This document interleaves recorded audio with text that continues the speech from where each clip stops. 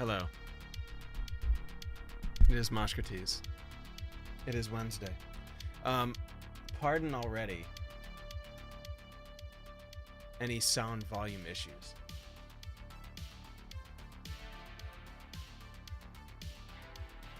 Should have everything relatively set up. So today is episode 20, if you can't read the bar below this.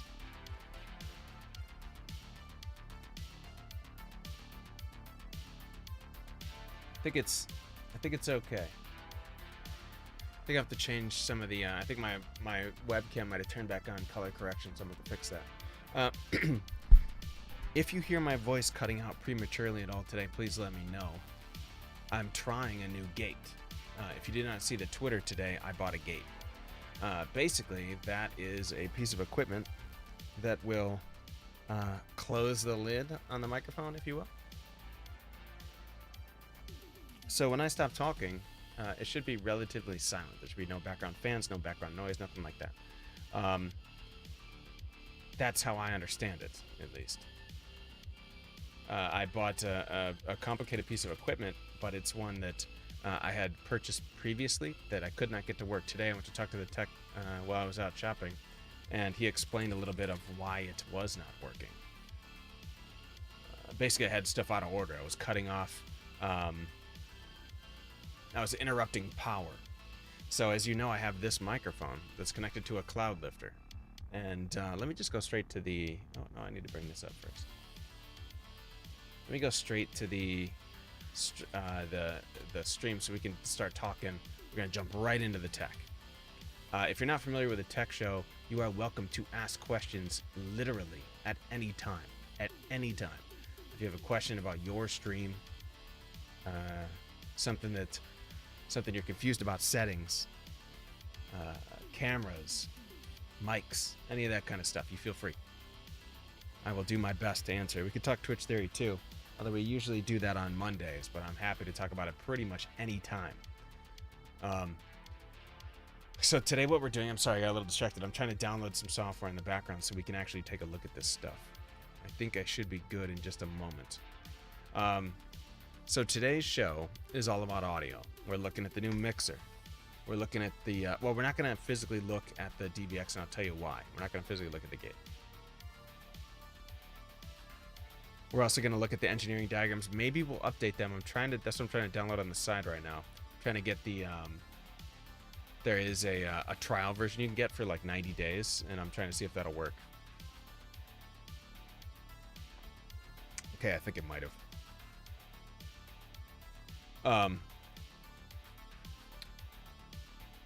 Oh, they sent me like 6,000 things. I just really want the license. Where's that? Oh, you sent me this bundle. Just give me the license. What is this?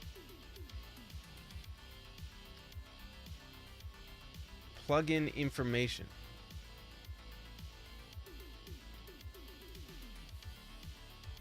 Oh, select the... Click import to specify the plugin. Okay, I'll do that in the background. So we're going to talk about that. Then we're going to talk about the next step for the show.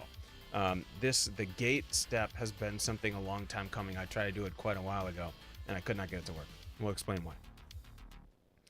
We'll talk about maybe a little change in format of the show in terms of days. I will explain more about that in a moment, but there might be a change coming. That is it. Let's go right to it. Let me get OBS hot and ready. Done. Let's see if we're good. The side camera should be on as well. Oh boy. Look at that guy. Woof. He's pretty. He's pretty right there. So in the background, I'm trying to set up that... let me show you that first. Okay. And let me change one thing on the dashboard, if I could, please. I don't know if I have these in two separate things. Now, there may be some audio that's coming across different channels that isn't open yet. Let me actually just try to make sure it's working. Daddy. Working. Awesome. Okay. So I think I increased the right level on that one. This mixer is a little bigger than my last one. So as long as it's working, I'm good. Now let's see. I want to add this command. Okay, done. Now let's look at this. Okay, so I'm trying to install this plugin here. The following resources are not suitable for the current version or edition. Requires Magic Draw version 19 Service Pack 1. I have 19. Do I need an update? Let's take a look. Check for updates. Install the patch on the download patch list. Okay. You may be wondering, what the hell? What is this tool you're using, Monster-Ts? This tool is actually called Magic Draw. I'm not kidding. It's called Magic Draw. It's a tool that I use for work. So you may have read in the panel below. You've seen me talk about it 1,000 times. I do some contracts with NASA. I have some other ones with other clients in different DoD organizations. But this is the type of stuff that I do. This is systems engineering. It's specifically called model-based systems engineering. I presented many papers on this. Why? No.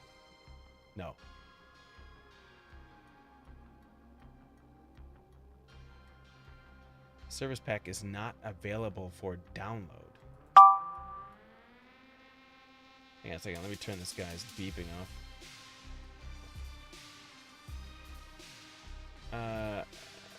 No, I'm not. I need the SysML pack. Why can I not attain that? Cameo Architect, Systems Modeler, Requirements.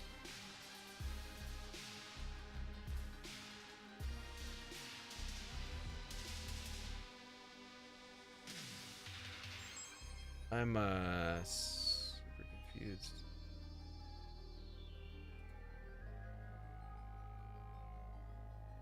Magic Draw demo. 19.0 limited release. Or I'm sorry, long-term release. Got it. I want SysML with that, please.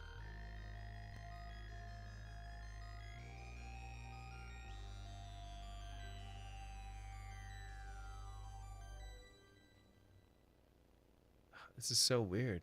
Why do I have the site set up like this? How do I find an older version of one of the downloads?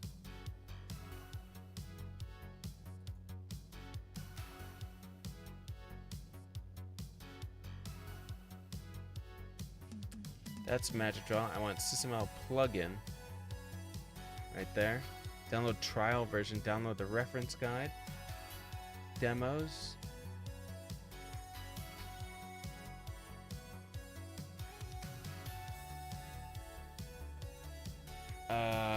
Jesus, what is the complication here? Resources. White papers. I think I've written white papers on it. I just want to set up my other computer, put NDI on it, and then flash it over to the to OBS. That's probably the easiest way to do this. SysML plugin. 19.0 LTR. 19.0 LTR. Did I get some in the mail maybe about that?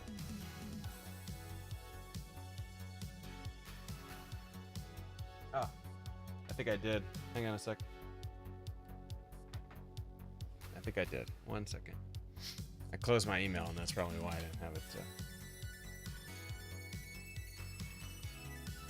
Definitely interested in hearing any feedback about audio, so you holler at me if something sounds a little off, a little quiet, a little too loud. You have downloaded the 19.0 demo license for Magic Draw. Requirements. After it's downloaded, you don't need the unlock key because SysML plugin will be activated automatically with demo version limitations.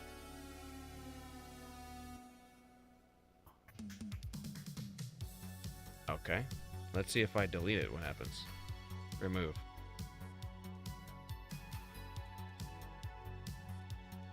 Let's see what happens. Removed on startup. Okay, we'll restart it. Can I re-download it and get another 7 days? Does it work like that? I somehow doubt it. In the meantime, let's take a look at the rec. I'll work this in the background. So here's the new mixer in all its glory. This is a, what style is this? I forget.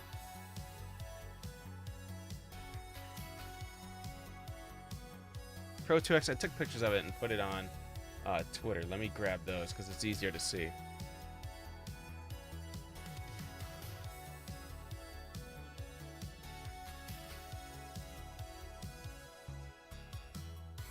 All right.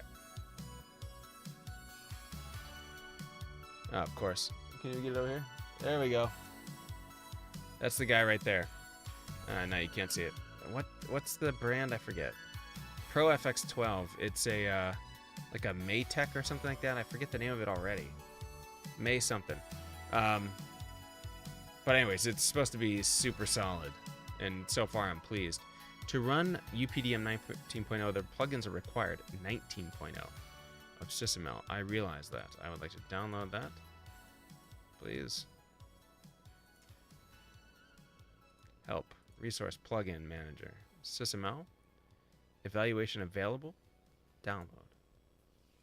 Let's see if it gives this to us. Somehow I doubt it. Okay, so here's the new mixer. It looks a lot like the old mixer. The old mixer, however, had 8 channels. It's already, or 10 channels. It's already boxed up. I save all my boxes, so I put it back in the styrofoam and everything. I might sell it to somebody who's in need. We'll see.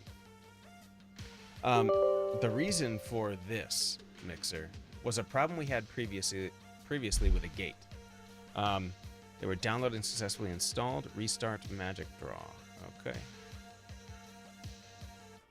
So, the problem was this. When I brought up the picture the other day, Mosh's Tech, let me bring up my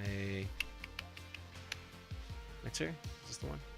No, let's go to the big picture maybe. Here we go. I'll show you what I mean. Let me get this camera out of the way. Okay. So, if we zoom in, no, damn it, Magic Draw. I don't want to talk to you. I love you. I don't want to talk to you right now. Please stop spamming me with questions. Okay. So, in this picture, you see this area here. There's a Shure SMB microphone. That's this guy. He's plugged into a cloud lifter. It's a little blue box. You've seen it on my show before. Right now, it's in the rack on the back of a shelf, so I'm not going to pull it out. That cloud lifter is plugged into what used to be a Yamaha MG10XU. Now we're using the Pro Mix version 2, something I just showed it a minute ago. We're using this new mixer. The problem was previously this. If I were to go to edit this guy, let me bring it up in Paint. Okay. If I were to come in here and wait, this is the right guy. I want to open the bar. No, Mosh's Tech. And I want Stream Gear. Okay. This is the one. So here's the cloud lifter and Shure SMB. So here's what I was thinking. Well, I need this to be gated. I need my mic to be gated so that when I stop talking, you don't hear all the background sound and all that kind of stuff.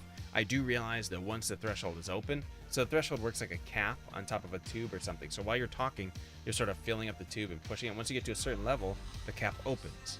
And when it opens, all sound comes through it. When you stop talking and the dB level falls below that line, the cap closes and you can't hear anything anymore. So if I were to like,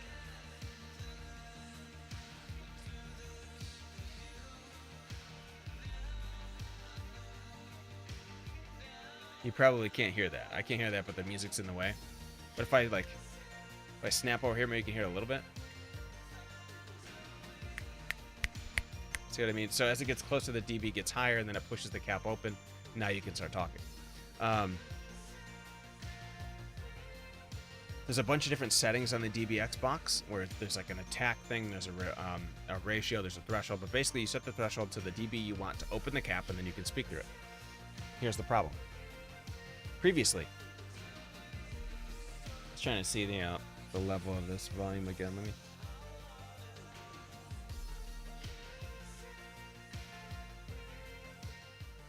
Still getting used to the volume levels, and I can bring the main up a little bit too. Get it a little higher for you guys in general. Still playing with it. Okay, So the problem before was this. When I bought the gate, I was thinking, well, it's got to go between my mic and the mixer, because once it gets into the mixer, the whole point of the mixer is to mix the audio channels together. They mix them all into one channel, and then they output that down one line to the stream PC, which is what you hear, which is what I'm looking at when the bar is filling up. That's how it gets sent to Twitch. So what happens is I bought this DBX2 266, which I don't think I took a picture of it. Let me just show you what it looks like. It looks exactly like this one, I think. Yeah. Can I zoom in on this? There we go.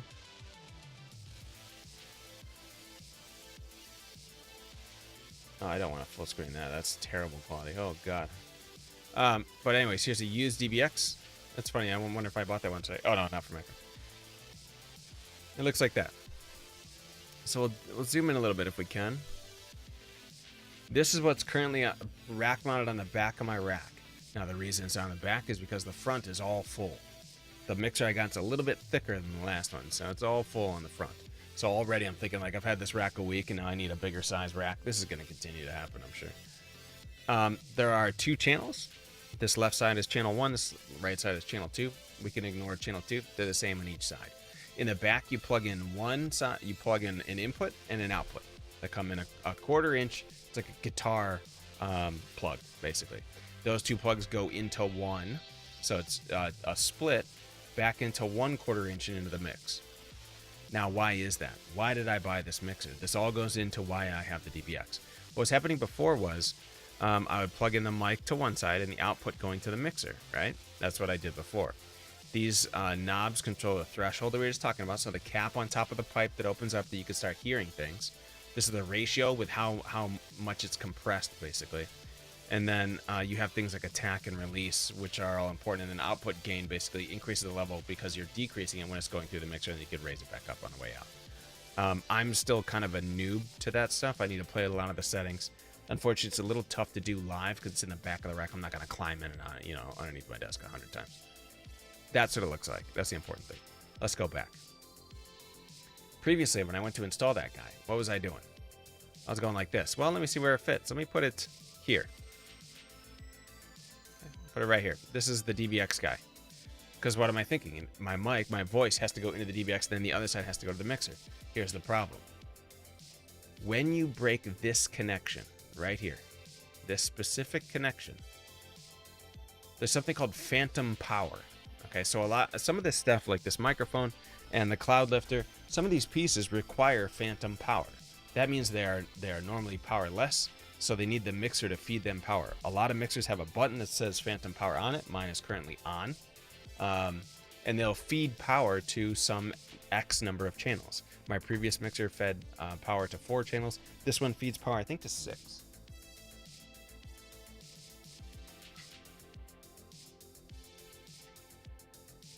Yeah, the first 6 channels have phantom power on them. So I was doing that, and as soon as I put this in here, what do you think happened? What do you think? Guess what? The phantom power that was going from the mixer to the cloud lifter to power it was cut.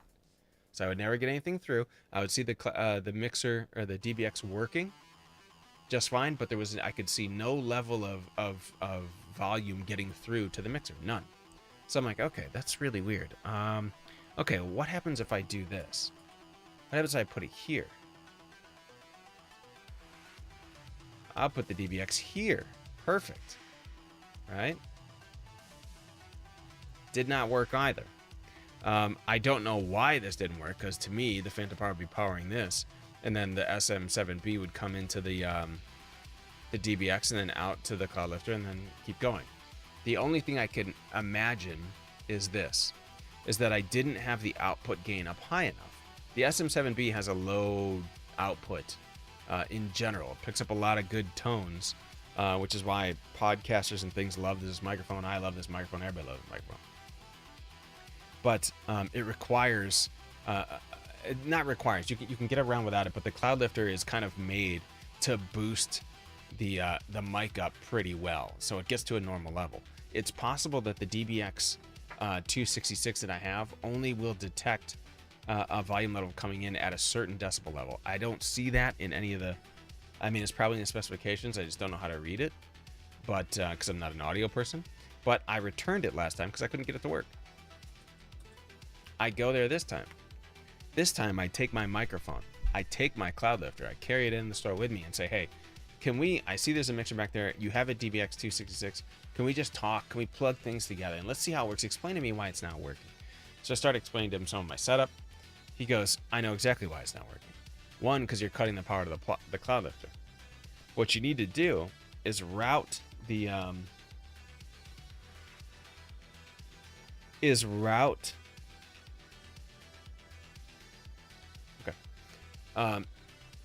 you need to route the sound through the from the mic and the cloud lifter into the mixer, and then route it into the DBX compressor and noise gate, and then back into the mixer. That's how it would work. Here's the problem. On the MG10XU that I had, it had one alternate send out. One. And that was through the FX send. But guess what? I'm using that for this line. This line, if you remember when I was originally doing that, that's to Discord. So I have a separate audio line that comes out and goes into Discord, because when I'm playing with friends, they don't need to be hearing my music and the stream talk and me announcing to chat, you know, thank you so much for the follow, that kind of crap. They just want to hear my voice. So I have a separate audio voice line that goes out and into Discord so they can just hear me. So the MG10XU is fantastic, but it's a smaller mixer. There's not a lot of extra outputs on it. So on there, the guy's like, you could do a couple different things. You can buy the larger MG12XU for Yamaha. That will have 2 auxiliary outputs. You could do that. I'm sitting there looking, I'm like, price $399 for 2 extra channels. That's crazy. He's like, yeah, well, I mean, these are the best mixers and all, you know, all this stuff. Okay. He's like, there's another option. Some boards have something called insert slots on them. Okay. Well, what is that? So he's telling me, and if I bring on the screen now, he's telling me, and if I can, I don't know how tight this is right now. There we go. So you can start to see just a little bit, just barely. There's this guy right here. See how behind my finger, that's a cord plugged in there. It's a little tough to see because it's dark. Okay? That cord is in a unique spot. There's no more on this line for the next 6 channels. That line is called an insert slot. Now, I never really knew, I don't know what that is. So he's explained to me, it's basically like this. Anything that comes in that channel comes in at the top part of the channel, right? So each of these things, these rows the columns are the important thing. The columns of knobs and the faders. These all indicate one channel. So as I increase and lower this, you'll be able to hear me, and then it'll go back down. So if I keep, and then when it comes back up, you'll start to hear me again. That's how that works. So on this channel, there is a insert slot. What does that mean? This is what that does. So it sort of works like this. This is coming in on channel 1. So now if we go to the other diagram, let's go look at, oh, I didn't bring up measure draw again, did I? Let me try that. Be easier if we can just do it in measure draw. But let's bring up the internal board. Oh no, that's not it. This one. This is relatively the same. It's a little bit changed now, and I'll explain how. But basically, here comes my voice. This is the mixer, by the way. This outside large box you see, this dark box is the mixer, the bounds of the mixer. Think about that as the physical box. You can't see it.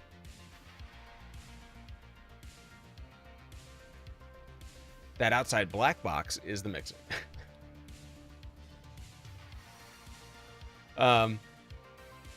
So, whoops. This is the mixer boundary. Inside there's an internal board. That's what I called it, where I can show connectors coming in. So there's an outside connection for the voice coming in, right? So my microphone and the cloud lifter are plugged into channel 1, this farthest left channel that I was just showing you. Let me see what Metro says real quick. If I get 2 agrees, that means the license is working. I think that means it's working.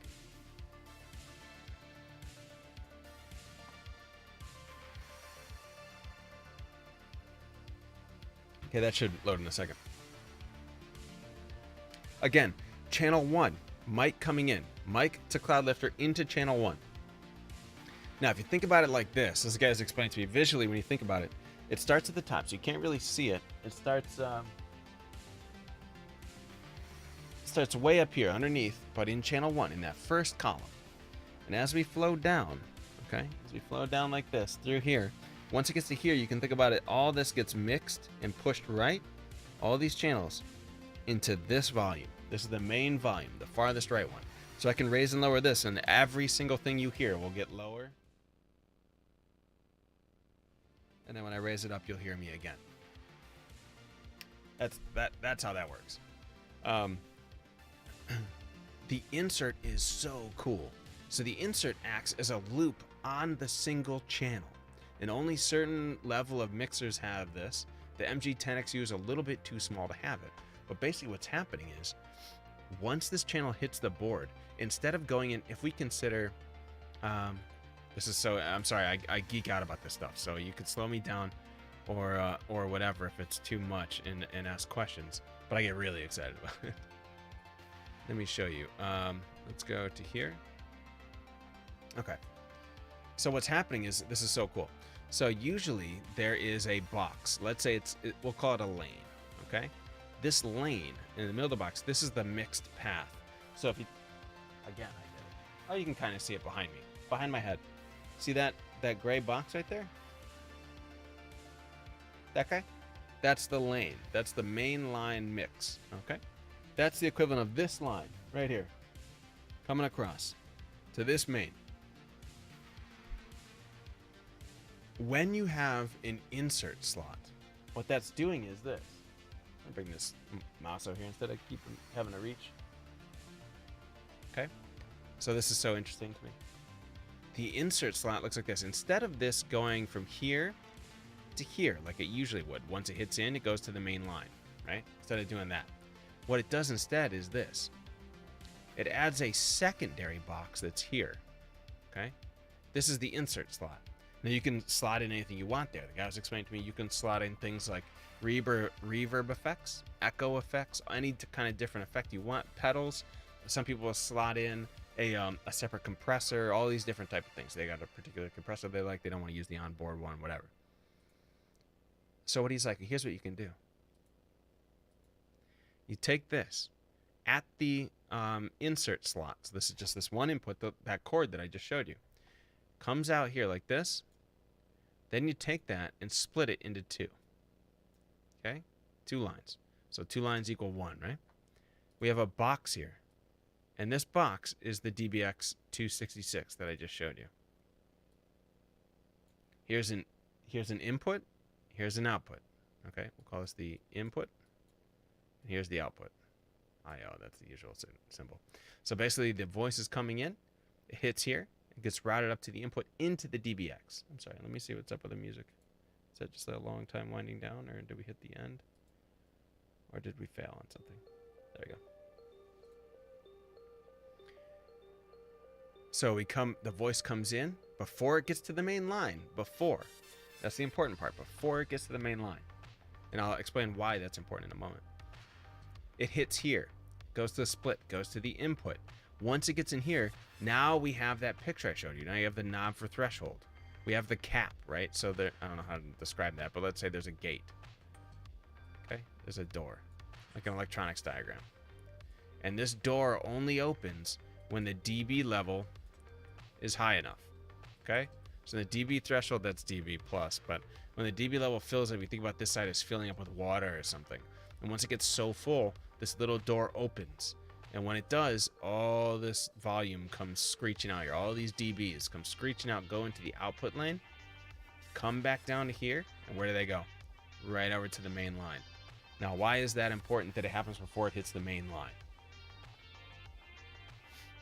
Specifically, because of this line right here. This one. Now, you can see that we have a USB I/O out. That's the full mix. That's changed now. Now we're going into a 3.5 millimeter out of the main line, so I can use the main line fader to send it. There's no fader for the USB line. It's complicated. Anyways, this line right here is the full mix, as we just spoke about. Let me go green this time. This line here is the full mix. This line here is the Discord chat that I was describing earlier. I have an FX send output. You can see it right there. It's a separate line for the audio to come out. Now all I do is turn up this FX crowd, and you should be able to. Actually, there might be a reverb on my voice. Can I test the? Let me test that. Let's see if this sounds strange. Oh, it's muted. There. Now I should start to sound a little weird. Ah. Oh, nope. Wrong. Oh! Too loud. Turn that down. Okay. So, if you turn off this effect, you won't hear me strange anymore. I'll mute it. You'll hear me like normal. So I can send FX out of there through an FX line into Discord. Separate output. Why do I do that? So the main line mix doesn't go into Discord and they're not hearing all my alerts and hello and all that stuff to the chat. They're just hearing me talk about the game. But, so the important part is that it's gated before then. A lot of ways people do this is they send the full mix into, I wonder if I can edit this now. They send that, yeah, I probably can.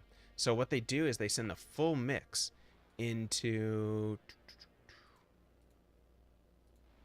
where am I?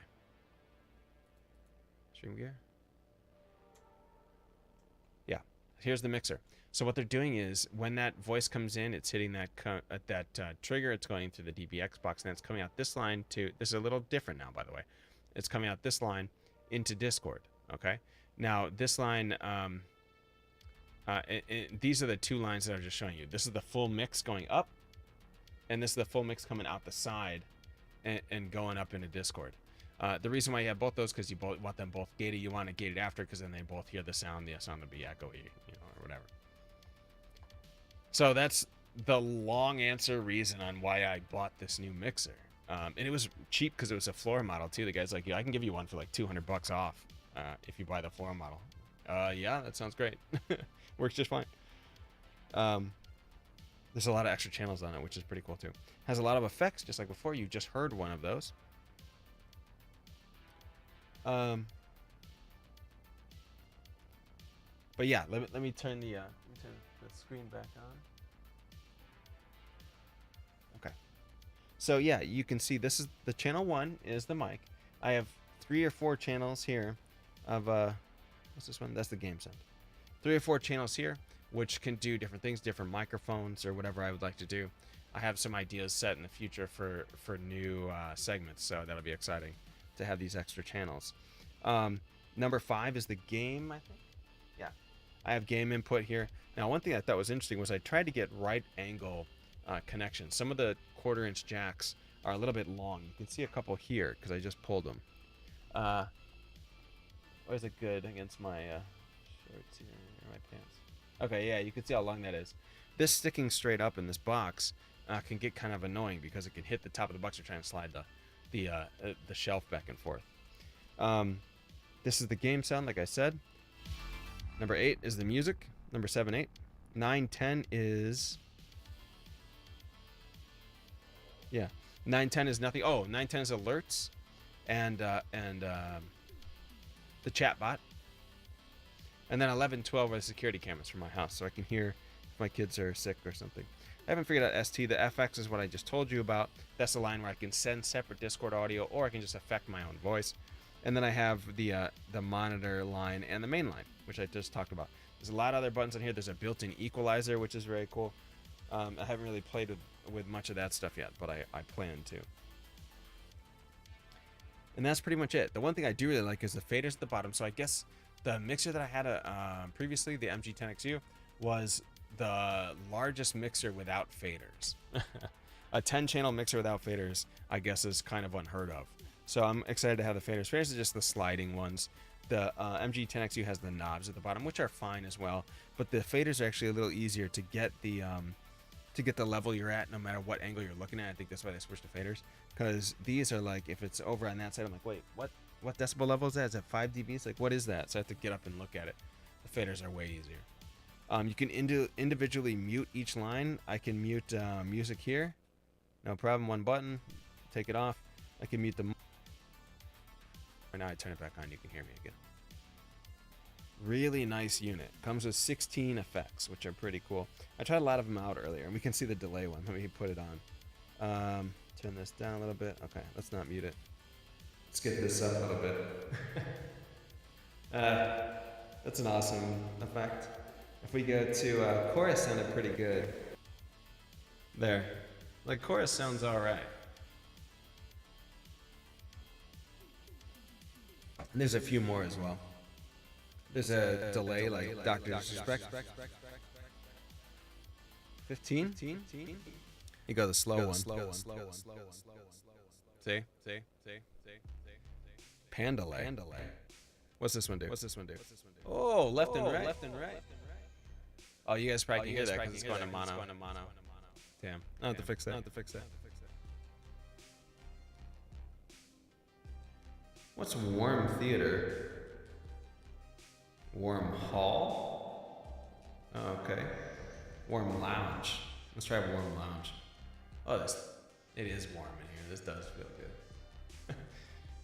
Anyways, so that's pretty fun. There's some extra stuff I can do. Set some interesting things up. I'd like to, once I get that face rig working that I've been talking about for like a year, that'll be really interesting to just switch on all of a sudden some kind of interesting voice. We'll figure that out. That's pretty much it. The mixer was interesting. The DBX was harder to set up. These are going to be things that I'm working sort of throughout time. This won't necessarily be something that is set and then done. Although I do have the DBX 266 on the back of the rack, and I'm a little bit annoyed by that. But this mixer is so big that I can't. It's crazy. There's nothing else I can do. It luckily fits on the shelf. This thing fits on the shelf by maybe an inch, maybe. This has got to be the largest size mixer I can put on this shelf. So I'm glad I got it. I'm just a little annoyed that I just got the shelf and I'm like, man, I kind of need a bigger rack. It just got this rack. Okay. So we'll be playing with the sounds throughout the week. Feel free to shout at me. You can leave me a message in Discord or in the social medias or in the communities and let me know if something sounded weird, something at level too low. Shout in the chat, whatever you want to do, whatever you're comfortable with. We could update. Why don't we update this diagram? I think we have the ability to on the evaluation license. I'm pretty sure we get 25 units as far as I understand. And this is an old system, buddy. Look at this. Windows Surface Pro still on here. Oh.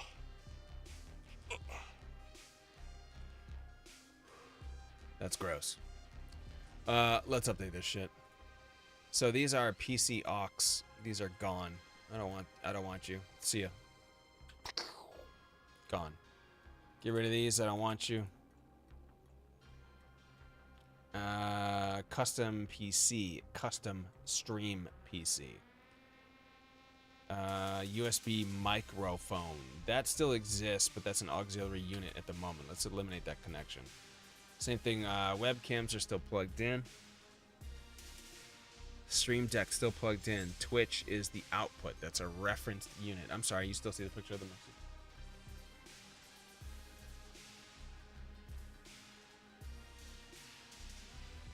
Okay. Let me, I need to get this up right here. That's what she said. Hang on 1 second. How do so I just got a Mac. And I'm sort of learning how to use it. Oh, okay. There we go. That was easy.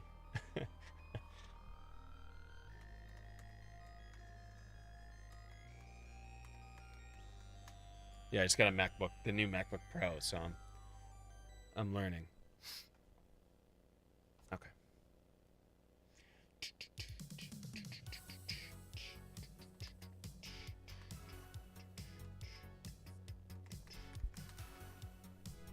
Oh, what did I do wrong?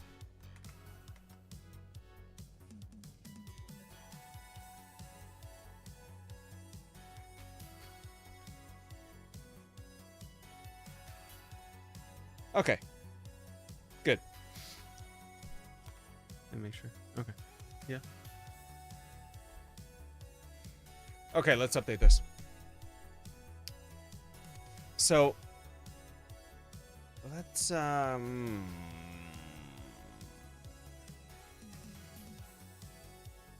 BDDT 770s are my headphones. Logitech Brio webcam exists, what you're looking at. That's what you're looking at right now. This mixer is not the case. Let's switch this up. How dare you, sir? Oh, it's because it's on the hyperlink. Okay, fine. Got the slow cook inside. There we go. So what is this that I have? I have a mixer that's mixer M audio. I don't know the name of it.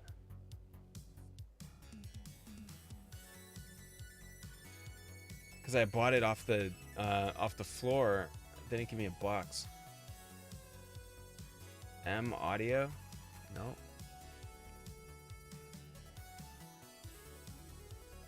What did I say this thing was called?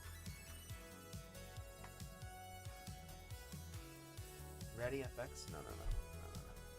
No. Pro FX 12 V2. Pro FX 12. Mixer Pro FX 12.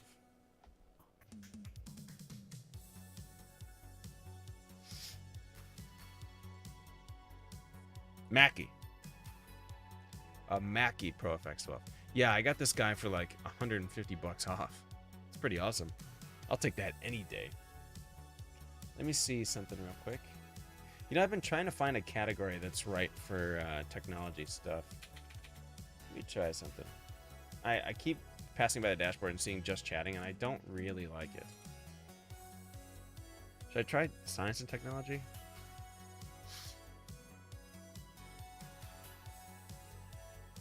There's no like PC building category, is there?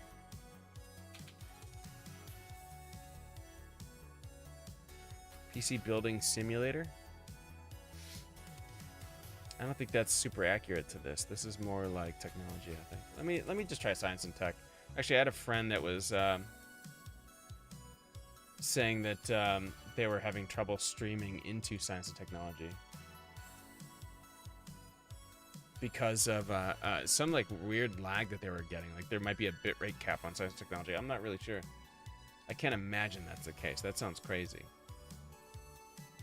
Let's see.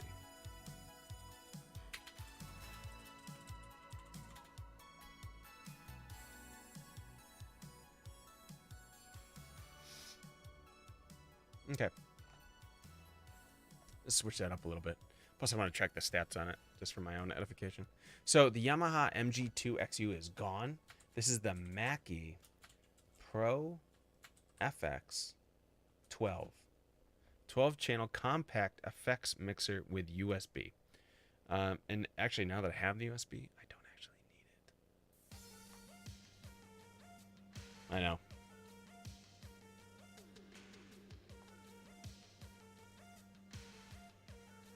Okay.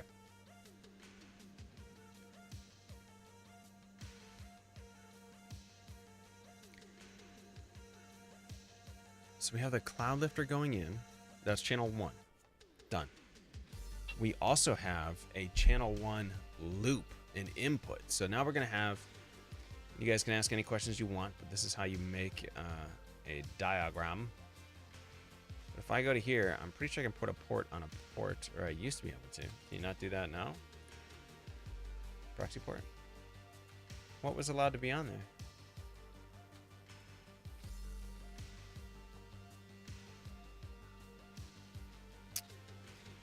You know what we'll do? We'll just show it separate. Okay.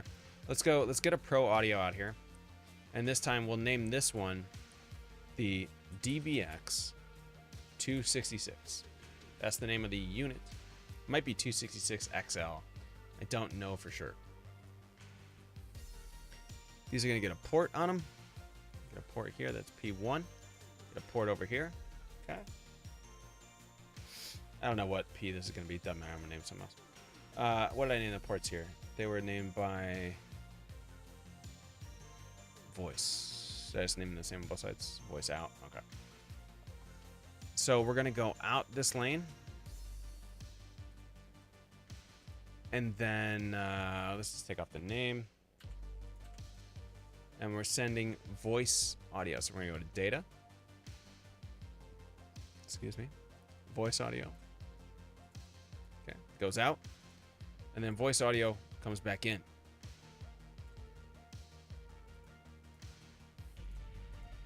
So you get two voice audio. So basically what that's telling you is we're sending out one way and we're sending back in a different path. I shouldn't have those on the same line then. There is a dual port on this side, on the Pro Audio side. On the DBX itself, that sends back into the same interface as previous. So this is going to be remove this. We're going to pull down voice audio and put it right there. Boom. Now, technically, this should have a note saying that this is now compressed audio. Just link that to this. This is gated and compressed voice. That's the important part. That's the whole reason we go out to the DBX. Send it out, get gated, come back. Okay. Now, the important part of having this here is that when we go to the actual mixer, this is the innards, the inside guts of the mixer. So when I go to show ports on this guy, which is, click on this on the outside. Yeah. It should have added one. Did it not?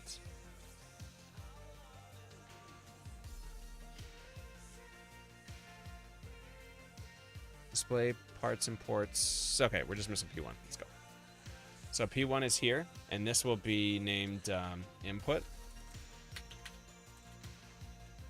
And this input is the gated voice. Oh, there should be a type. Which would be, it's probably voice is probably a thing. Did I slot it in here? Doesn't matter. Oh, input is. You dummy. Type is input. Good. Yeah, I put in a value property of input. That's right. Okay. So this gated voice actually is going to take the place of this voice. This, so what's happening is this input comes in, and what's going to happen is I'm going to add a new port on this guy, which you should be able to see when I click here. Go to display. Go to display ports. Should be one pass-through function. That's not what I want.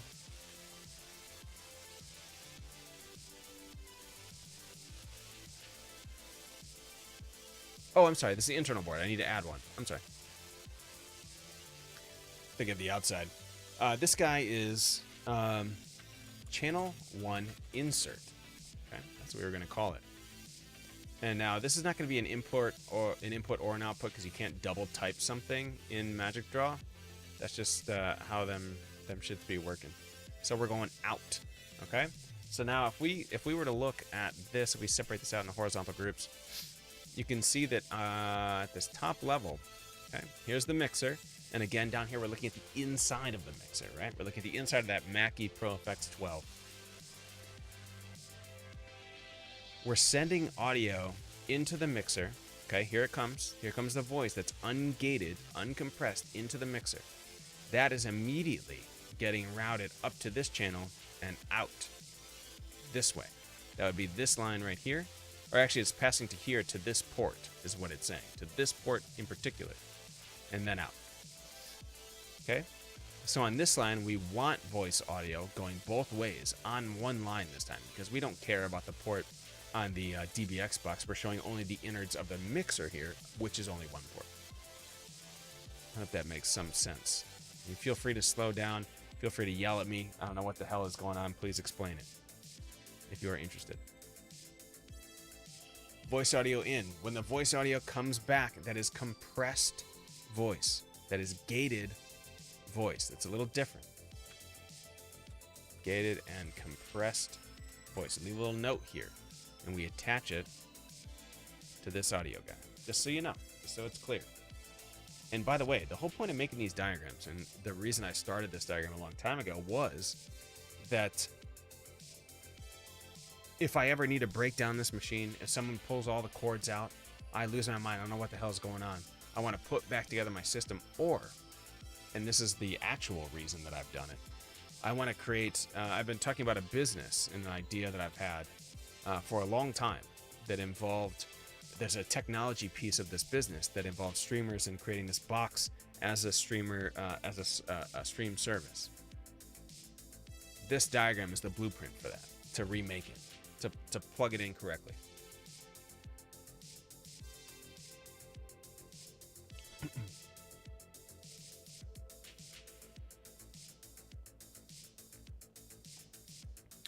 Okay.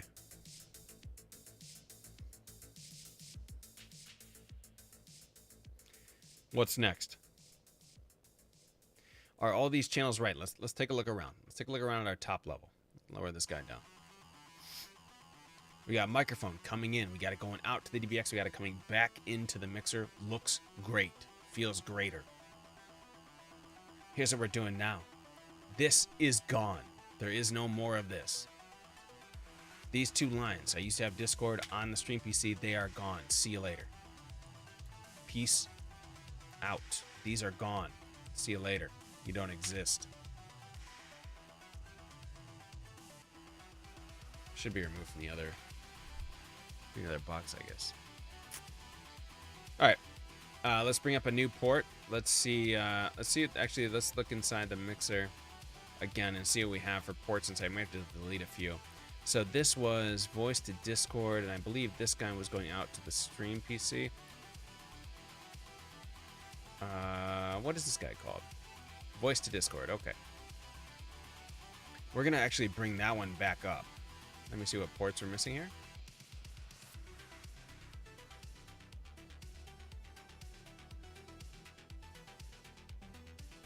We're going to bring up music. We're going to bring up voice Discord. We're going to bring up alerts. We're going to bring up voice from Discord.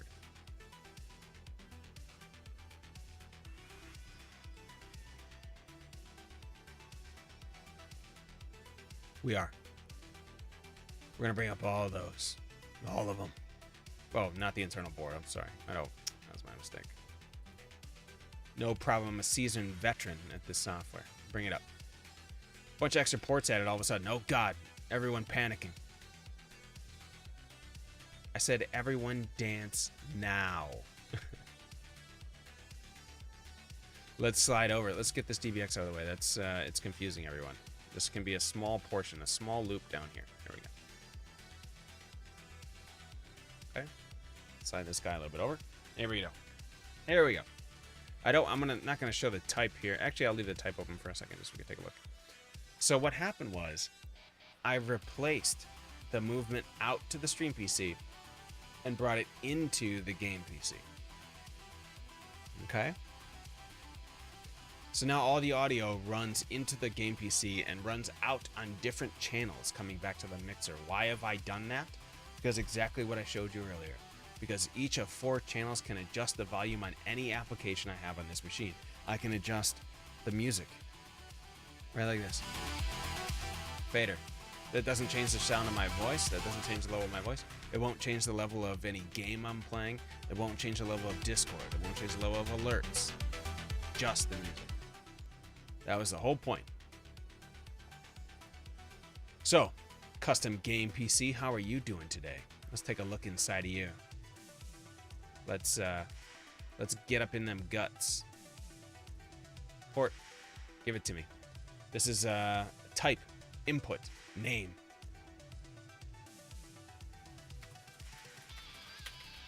Let's name it the same, just to be congruent.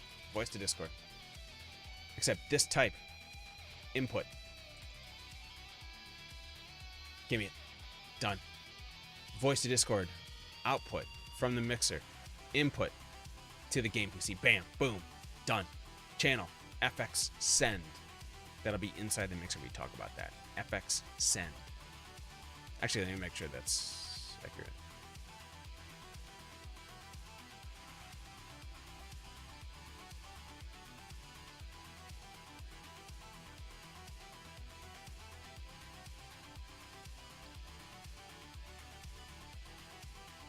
Should be right.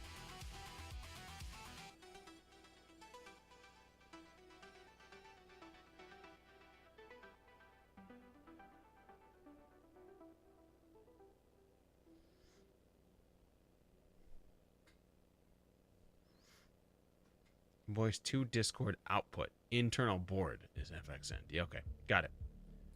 Voice to Discord. Voice to Discord. Got it. Okay, done. This is voice. Going across. Voice audio sending out into the custom game PC, and in the custom game PC into Discord. That's where it's going. Game audio still coming across like normal. No big deal. I fire up a game, that's what we're gonna hear.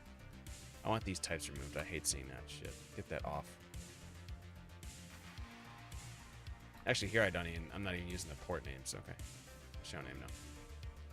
Just the data type.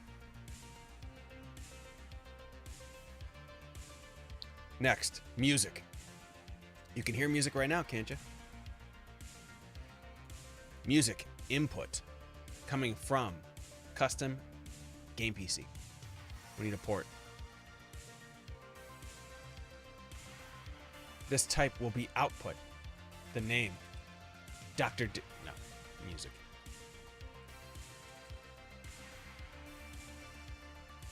Boom. Music output down to the input on the mixer. And we're going to bring in, over here we have just music.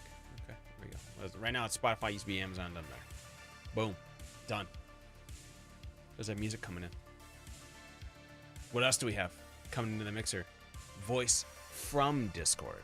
I mentioned earlier that it sends out an FX sound to Discord to isolate only my voice going into Discord and not all the stream sounds. Now we have voice coming back into the mixer because we want the mixer to mix it into the main mix and then put it out on Twitch, right? Is that a port? This is going to be voice from Discord.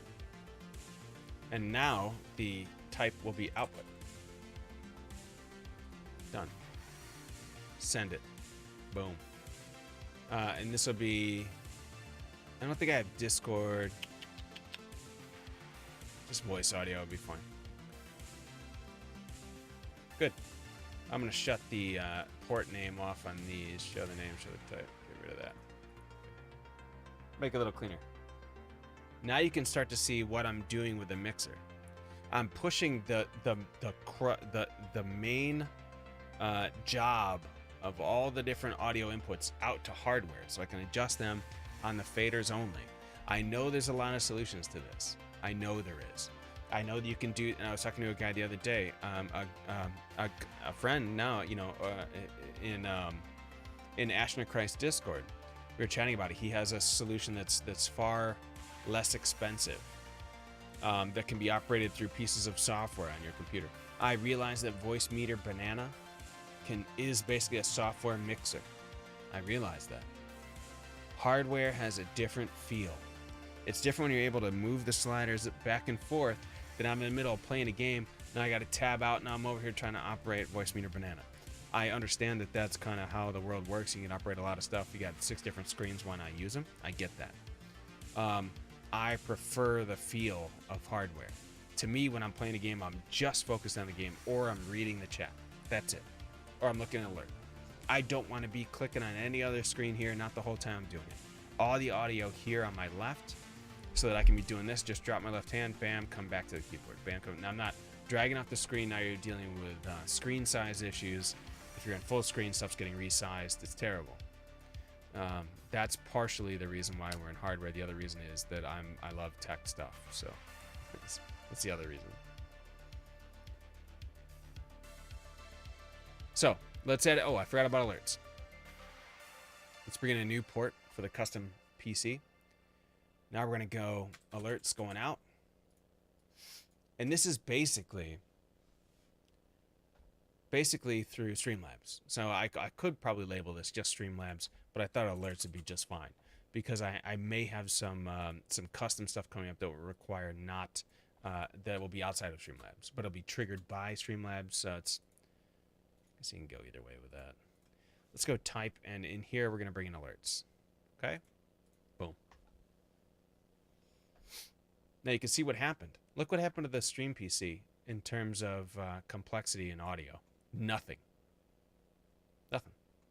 It gets game video. It gets all audio. It gets a full mix. That's it. That's the point. You want only one piece of audio flowing over that stream. You want everything to be mixed up and manipulated by the mixer.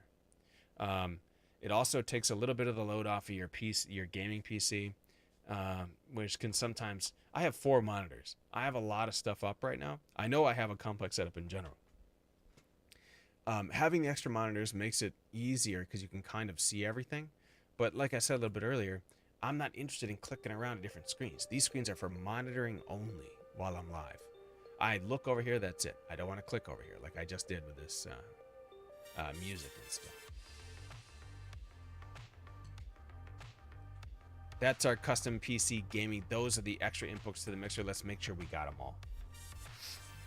Oh, we can actually go inside the mixer now. Let's look at the channels. Ready? Bring it up. Channel 1 on the internal board of this Mackie Pro FX 12. Voice input. Got it. That's the mic. You can see it loops here. I should actually probably connect these two. Because this guy here does a little bit of a connection here. It'll look like a loop a little bit. There's no better way to do it than this. So when this voice comes in, it hits this box. It goes to the internal mechanics of the mixer. But because there's an insert slot now on channel 1, now we're sending out to the DBX266. So it goes in on channel 1, but it gets stopped and sent back out. Then it comes back in on channel 1. On channel 1, that should be different, maybe.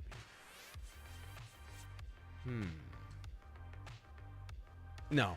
Comes back through the insert and then back into channel 1, which then goes into the main mix. Okay, let's keep that. Channel 2, 3, 4, unused. New mixer. 2, 3, 4, unused.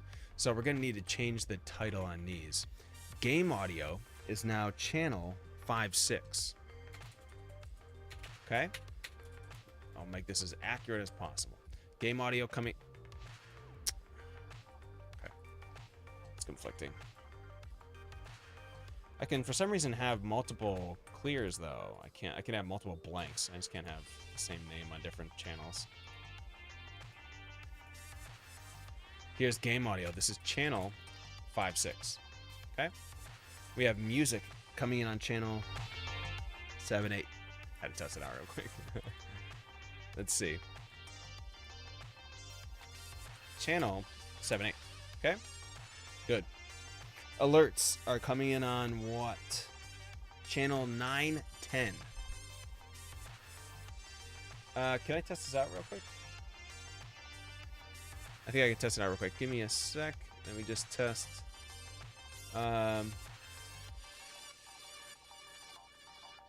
Welcome to Hero Squad. Oh, okay. That is not working. What is that? That is...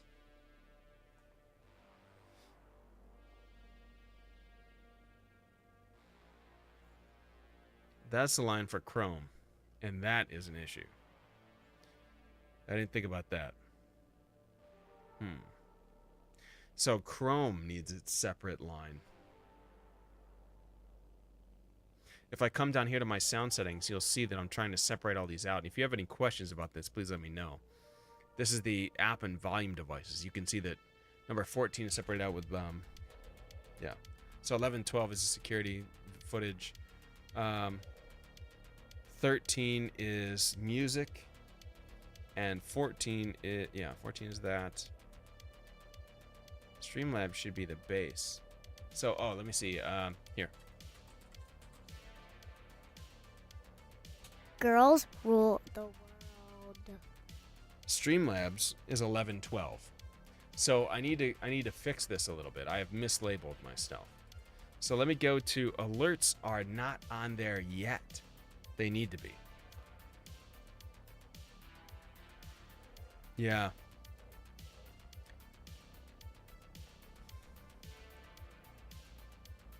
Alerts need to be on the separate one. Right now they're not.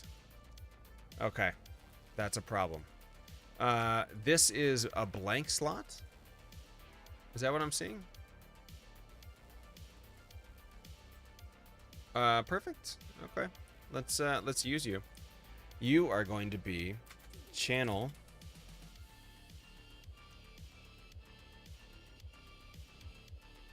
910. It's going to be... Oh, no, I'm sorry. That was... Where was alerts? Channel 910 is alerts. They are not... I think they're only on the main mix at the moment because they're coming through the main game audio. To fix that. Let me go to here where we're going to talk about... We do 7, 8, 5, 6, 7, 8, 9, 10. Now 11, 12 is security. So this is cams slash commands. Okay. So there's a lot of audio commands in this channel, if you were not aware. So that would be them. And we're going to have to make another box on the outside going to the custom PC. All right. We go back. Let's go to here. We're going to make a new port. Not like the cigarettes. Let's go. This is a output. No, a input. And this will be events, is what we'll call it. Oh, no. This will be alerts. No, hang on a second. I'm confused. Hang on. This is alerts. What was I trying to do? Alerts is on 910 and it's unused. 11, 12, cams and commands is what I need. Okay. This is going to be a input to the mixer. Oh. Cams, commands. And the type here is going to be input. What's up? There we go. Okay, cams and commands are up, and these are going to go to a new port on the gaming PC. It's going to be cams and commands, and this is going to be an output type over here, obviously. Let's get rid of some of this nomenclature here, but we will first send down this way. We will then kill the show name and the show type because no one wants to see it. It's too much clutter. Over here we're gonna have this is alerts cam video. I'm gonna put a different data type over here. Let's do a create element. Let's go to data type and let's do cams and commands again. Could just do cams and commands like that. That's how we do it in the biz.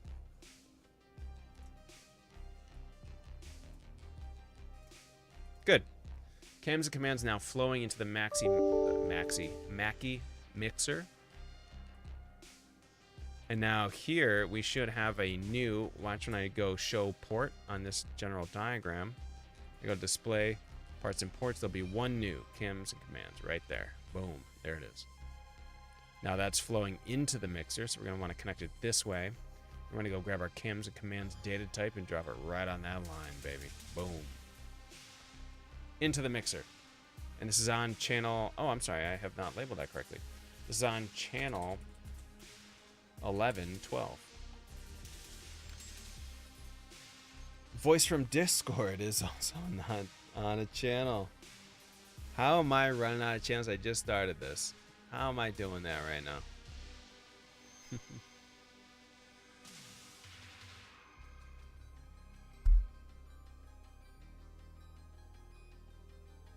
It's because alerts are labeled as being on 910 at the moment, but there's nothing on 910. Because I can't alert Chrome.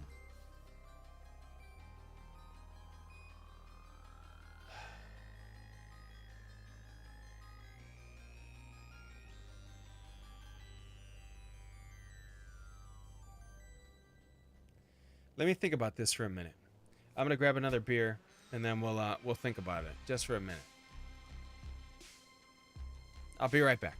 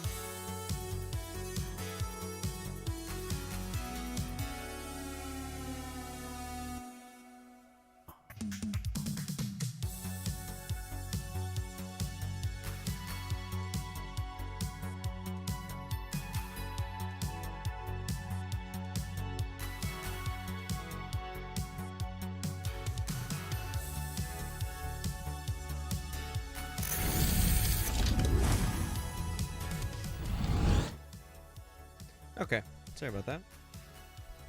I get some stuff sorted out. I also need to.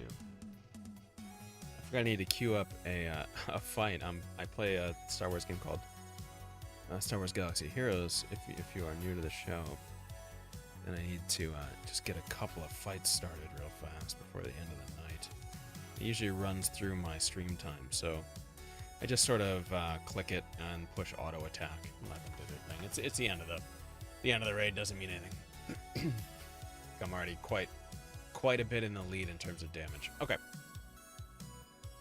So right now, our alerts are only on the main line, and that's my fault. I need to think about how to do that a little better.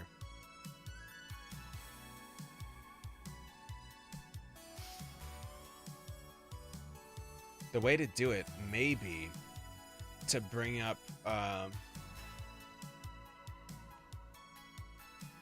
maybe just have Chrome on that line, actually. Maybe it's just have Chrome on it. Say screw it. Let me see how bad Chrome would complain. If I open up my sound settings once again, go to app volumes. Chrome is not necessarily playing anything, so I can't do that. Can do that for Internet Explorer. I can do that. Oh, you know what I bet I have? Microsoft Edge.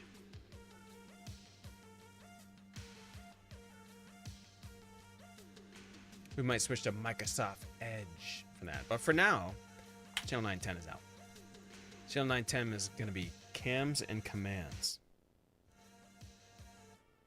All right, I think that's what we decided. Nope. 1112 is cams and commands. Right. 910 should be alerts, but it is not. Discord 910. Discord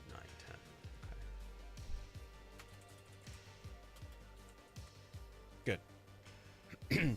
Alerts we have open.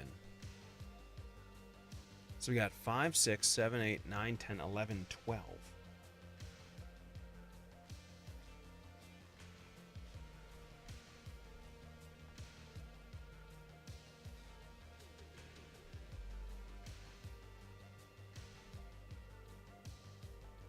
I do have a mono line in on 2, 3, and 4, so I think I can solve that pretty easily.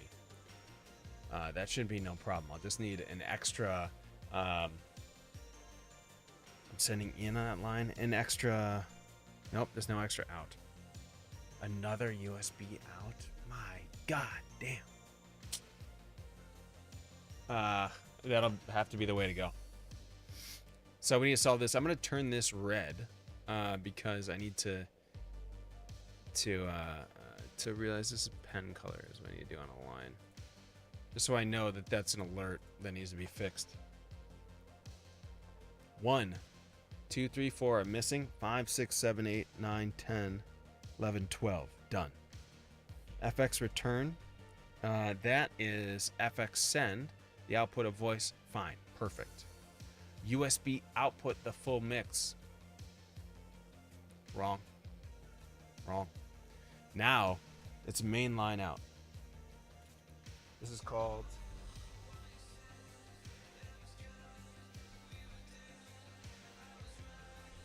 Yeah, it's in mono right now.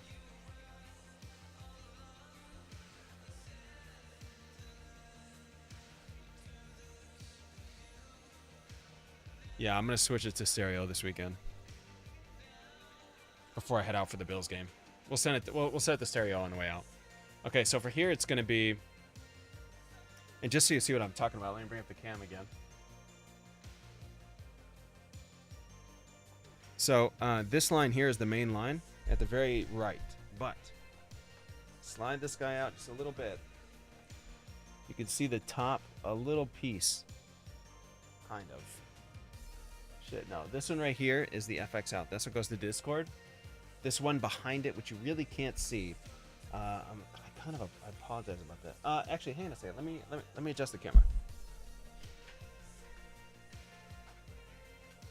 I bet you can see it better from here. Yeah, there we go. Okay. Gotta move my tripod around. Okay. This line in the back, that's the main line out. Okay.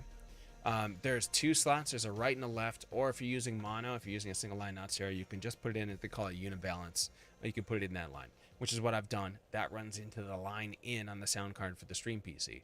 That one's okay because there's not a lot of audio going in and out of the Stream PC. Only one line, as I just spoke about. The gaming PC, however, as you can see from the top, you can't see it right now, but all these cables, this one, these on the ground, this one right here, they are all going to the gaming PC. Tons of audio inputs in that guy. Luckily, the Stream PC has only one. This line right here, that you can see right in front of my finger, that's for my headphones. That's it. They call that the headphones line. Sometimes it's the monitor line. You can adjust the volume separately, as in I can turn these down. I can't hear anything right now. I can't hear my own voice, but I can see the voice changing over there. Just in case someone comes in, phone call, something like that, you guys still be able to hear stuff. I can turn myself back up now and take a listen. It's actually a way better view of the mixer, so you guys get a better idea of how big it is. Look how close it is to fitting on the rack. See how close that is? Pretty sick, right? And then it slides right back in just like that. Oh, I got some cables stuck on the side here because I was disconnecting some stuff right before the show. I'll put those back down. But anyways, that's the guy. All right, let's take a look. Do we have everything?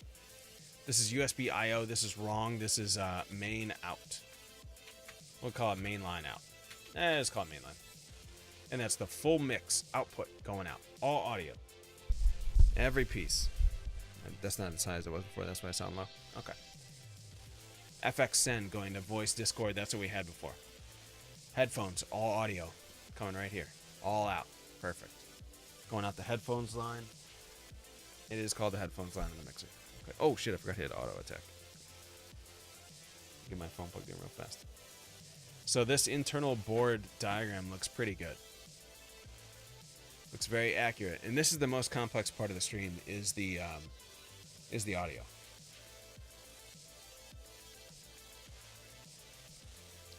The rest requires very little because let's go take a look. If you're new to the show, it's because I use NDI. So if we take a look here, look at all these imports and outports. Imports and outports. Inputs and outputs. All this group here, just between the mixer and the gaming PC. This is why I've described to you my problem with USB conversion devices. I want everything to run through the mixer. Oh, I'm sorry, I got you on the wrong. I got the camera up. You can see all these. Look at all these connections between the gaming PC and the mixer. That's crazy. That's too many. And the only way you can get that many sound devices is have a pretty sick sound card with tons of inputs, which is like $2,000-$3,000 to get that. Or you get conversion devices. So I have a lot of 1/4 inch jacks, the kind that plug into guitars or microphones on stage, pro audio stuff. And then they get converted to 3.5 millimeter, which is what you plug into your phone. Well, it used to. Or your Walkmans if you're as old as I am. And then from there, the 3.5, because there's only usually two. If you buy any motherboard, there's a line in, there's a line out, and that's it. There's sometimes one in the front of the case, but that's about it. When you need 6 separate outputs, it's not gonna happen. So I have conversions from 1/4 inch down to 3.5 millimeter, and from there we go down to USB. So we go to USB-C, then I have a connection that takes it to USB. Plug it into my computer. It comes up as a separate audio device. I showed you that a minute ago if you were quick enough to catch it. But if I go to my sound settings and go to app volume and device preferences, look at these. Speakers, 14 Connex. You're like, what the hell? Connex USB audio, what the hell is that? Connex USB audio 13. This is gonna close. It gets a little glitchy when you try and load it up. Windows 10 is not great at it. But you can see this is just Connex USB audio, Connex 13 audio, Connex 14 audio. Those are all separate USB audio devices that let me route audio in and out of my system. I know you can do this at Voice Meter Banana. I know it. I want hardware. This is the way to do hardware. I did, however, talk to the guy at Guitar Center who suggested a new product. Look at this. There's a digital mixer, okay? PreSonus Studio Live AR22. This guy is nuts, okay? $699. That's about $500 more than I paid for the guy that I have right now. For 5 extra channels. Why? What the hell do you get with it? Okay. It looks about the same. It looks about the same. You look at this mixer right here. Look at that mixer right there. Let me bring up this picture again. Right? I mean, I pushed it in a little bit, but looks about the same. There's a lot of dials. There's some mute buttons. There's some faders. I mean, a little bit bigger, a couple more channels, but it looks roughly the same. Here's what it does. This guy has software that when you load it on your computer, your computer recognizes it as a separate sound card. This thing as a sound card. Okay, these mixers don't have what this does. This is some new technology. This is how it's explained to it. Again, I'm not an audio engineer. I don't know everything about it. Please take whatever I'm saying with a grain of salt. Do your research. I talked to the guys at Guitar Center because I found them to be invaluable in a world of audio that I have no concept of. I'm a systems engineer. Okay, I don't know anything about pro audio. I'm not a musician, you know, or like one of the techs you see get on stage and set these bands up with an unbelievable amount of knowledge that these guys have acquired. But so he describes it like this. This thing, when it plugs into your machine, each one of these lines comes up in your computer as a separate audio device. That's crazy. So you can get line in, line in, line in, line out, line out, line out, line out. All these things are separate. He was basically saying that what you're doing with all those separate audio connections, those USB conversion strings and all that kind of stuff, you can solve it with that. And so I was like, man, $699 is a little bit rough right before Christmas, though. You know what I'm saying? So I was like, I'd love to do it. And I think this is going to be a solution in the future, but not yet. I'm not quite there yet. But this is great. I mean, it comes with USB. I mean, it comes with Bluetooth on it. He was telling me you can insert an SD card on it and play audio right through it. See the play button there? You can record audio on an SD card, stick it in, play it. It'll come right through a channel. That's awesome. Comes with the usual effects, all the different fader lines. This is a cool mixer. Plus, I don't need 1,000 conversion cables. I plug one in, and actually, no, these are all for the live stuff. Anything, once this is plugged into USB, this will just come up. Like, I can just adjust Spotify with one. I don't have to link any cables in. That's it, just one plug. The problem is, to get the audio out, I would still need the lines to run out. So you can see aux outputs. He was saying that the output was different because it's a one PC. This is like a mixing board. So, okay, yeah. It looks like the only way to get out is the auxiliary outputs for monitor 1 and monitor 2. Oh, no, you can go main output with the XLRs. So you go XLR to 1/4 inch with a TRS cable, and then down to 3.5, and then plug it into a headphone jack on your computer. So I could output it like that. But, yeah, he was saying the auxiliary outputs are the way to push it out to the Stream PC, and you get everything you want right there. That sounds awesome. He was also saying that some of these guys, the higher level ones, this is $699. That's incredibly cheap for a digital mixer like this, for one that syncs with your computer so well. He was saying that some of the higher end ones, they have drivers and they're like mechanical where you can adjust stuff on your, like through a computer, a digital thing, and it'll adjust the faders on your mixer. That's the super, that's a $2,000-$3,000 mixer. Sometimes even more expensive. Why is my son awake right now? Sorry, give me 1 second. I have cameras in my children's room, so I'm just looking. He's sat up a little bit.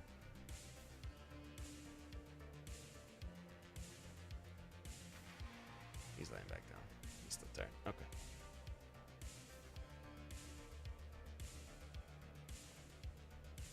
But anyways, this might be a solution in the future. It's a little bit too much right now. A little bit too expensive right now. That's a little bit much. But that would solve what my problem is with all these stupid long line of connections. I should take out one of the lines right now just so you can see it. It's crazy. It's like at the end it's a string of dongles stuck together, like 7 inches. It's crazy. Anyways, so this is the custom game PC. We got a ton of stuff going into it, and then look at this. One line out, game video. That's it, directly into the Stream PC. Why? It's called an NDI. I think it's actually, NDI actually stands for like new tech digital interface. I can't remember exactly what it was, but basically it's a way to stream without a capture card. If you are maybe on a budget and some of the capture cards are expensive. Elgato HD internal cards are expensive. The USB ones are a little bit less expensive, I think, the HD 60s, but I mean, you get a little delay with it. I would, if you can, I would always go internal with a capture card. But now they have the 4K cards. Now you're talking about even more expensive. I mean, it's a tough process. NDI is a great solution for that. NDI, all it requires is 2 gigabit Ethernet ports, one on your stream PC, one on your game PC. So yeah, they have to be gigabit ports, but every computer in the world comes with gigabit ports. And if you don't have one, you can buy I mean, how much are our NIC cards right now? Probably like $10 from any store, and they're all gigabit. They cost nothing. In the middle, you put a gigabit switch. Now, the reason that's important is because if you buy a 100 megabit switch, because it goes from 100 megabits up to 1,000, so a gigabit switch. If you buy the 100 megabits, the problem is that right now my NDI, I mean, I can bring it up right now. You can see it. Here's my task manager. If I go to network, usually you'll see it. Yeah, you see the sending 111 megabits per second. That would blow the stack it would blow up on a 100 megabits. You'd be throttled completely. So it's gonna send anywhere between 100 and about 170 if you're playing a little more graphically intense stuff, and depending on the quality you're trying to stream in. So get the gigabit switch. You can go to Best Buy and buy it for nothing, $30 from Best Buy, and you know they jack it up. Let me just guess. I'm gonna go on Amazon right now. Let me do gigabit switch on Amazon.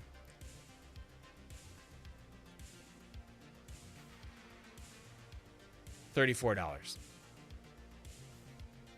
You compare that to the price of an Elgato card, $200. The only stipulation is that you have to have a second PC.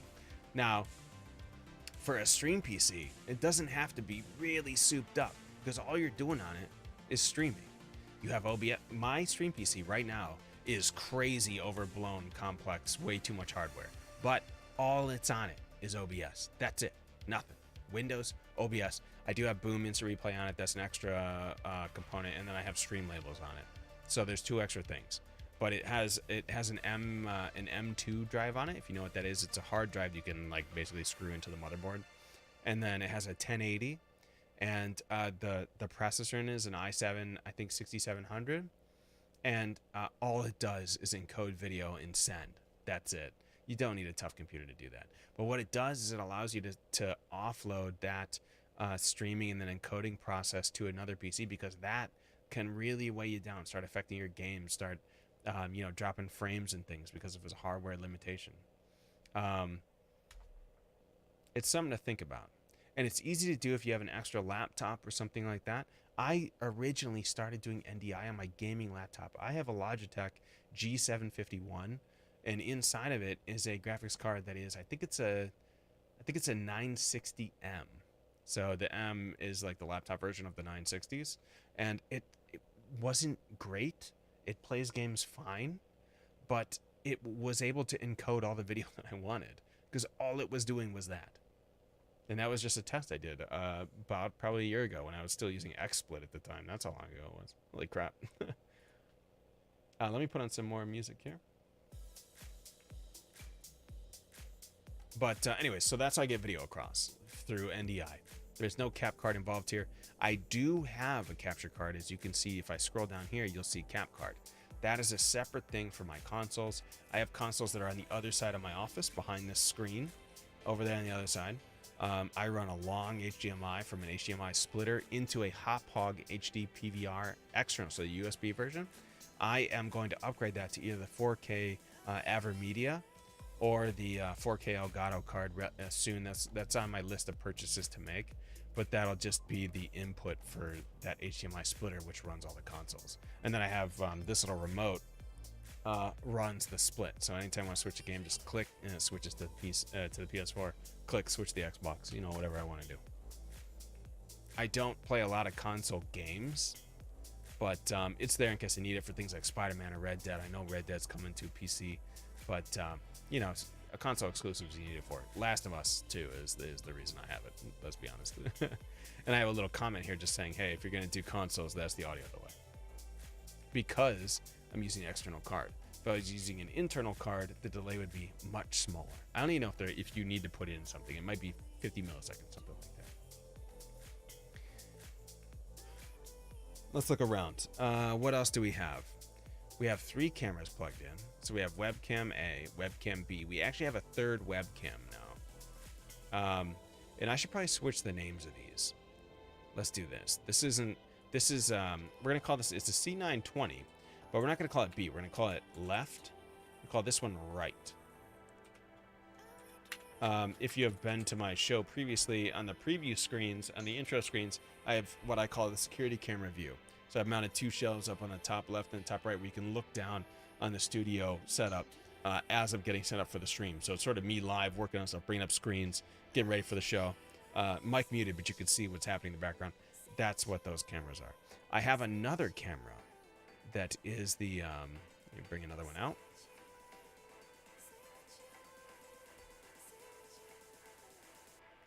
How does it say video capture? I'm not sure what that is. We got another webcam here, and this is a this is another C920. I have 3, but this one is the ceiling. Oh, I'll just call this top or up. I have a webcam that's mounted right above me. The reason I have that is because it is angled towards a section which I call the creator wall. So I have friends that stream. Obviously, I run in a community that is all streamers. It's called The Bar. You can find the link below this channel. But during the breaks and intermissions, I have a cutout on the break screen where it just shows the video of those content creators' pins. I have a wall of acoustic foam, and the creator pins are kind of just pinned into those cushions up there. So that video shows them. It's just a promotion of friends and great people that have sent me pins and things and that I collected from TwitchCon. But we show everything off up there. And by the way, if you have pins, I would love to get a hold of them. So this one is connected in the same way. I got a port here. What did I label this guy? Video cap 920A. The same thing, video cap 920 up. We'll call it that. Okay. And then this will be that's the microphone line. Why did I delete that? Actually, I'm not totally sure. Put a new one on here, and I called this the video cap 920A. Okay. I'm gonna call this video cap 920 up. I think I did, I bought this one a little bit after. So this is going to be an input line here. Great. And this over here will be an output line.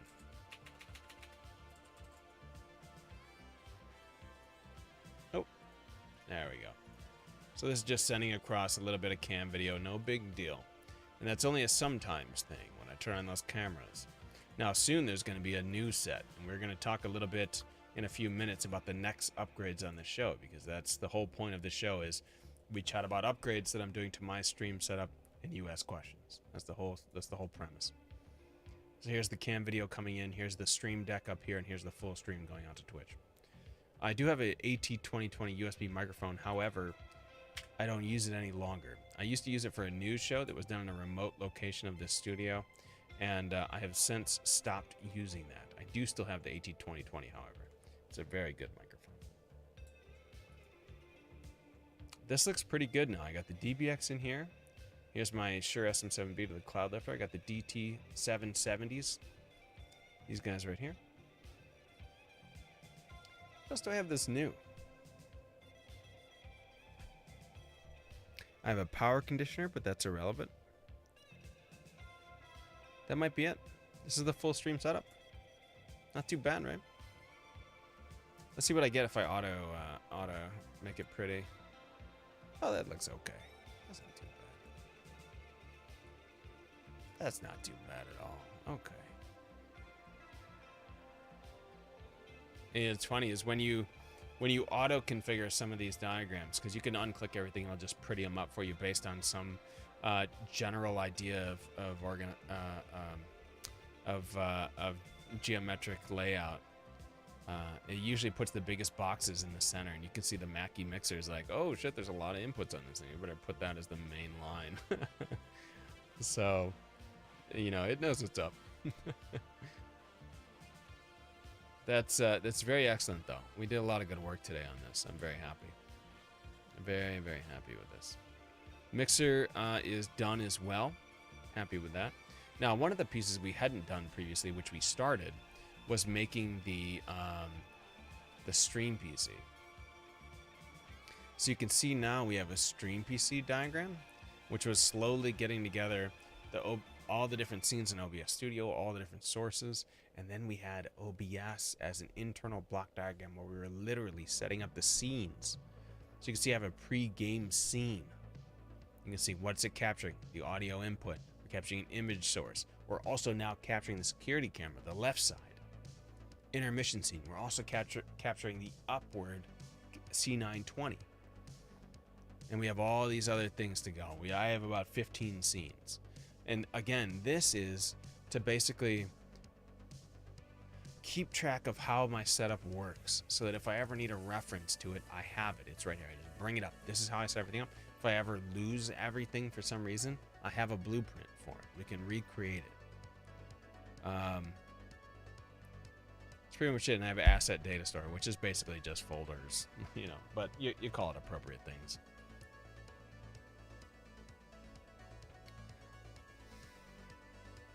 I think that's all I want to do with the modeling for today, but it's been a fun talk. And thank you for hanging for it. If we move over to let's close this down and let's chat a little bit about next steps. I think that'd be a good chat. Oh, I should have outputted some new some new diagrams so I can keep track of them. I have an Imgur album that has all this stuff. I will fix that tomorrow. Okay, so what is the next steps for the stream, Moshcrates? That's a good question, Moshcrates. So, I finally fixed the gate issue, and I'm happy. There are a couple things I still need to do. One of them, capture card. I want my consoles linked in so I can play them whenever I want. I can bring the Switch over, we're live. I can bring the PlayStation over, we're live. I can bring the Xbox over, we're live. I want that.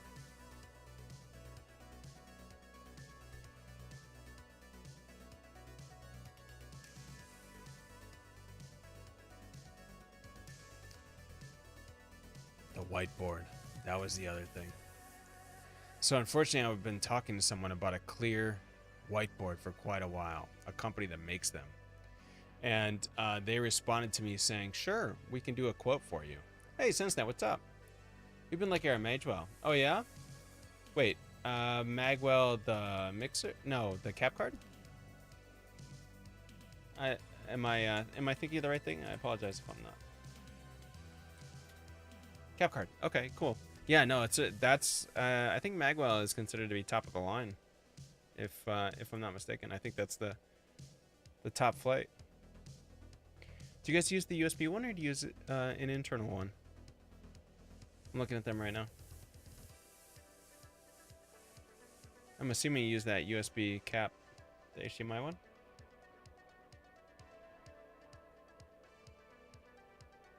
It's a pretty good price, actually.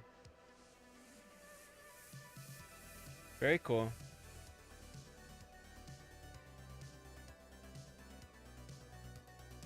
You guys have a really unique setup, though. I really like your setup.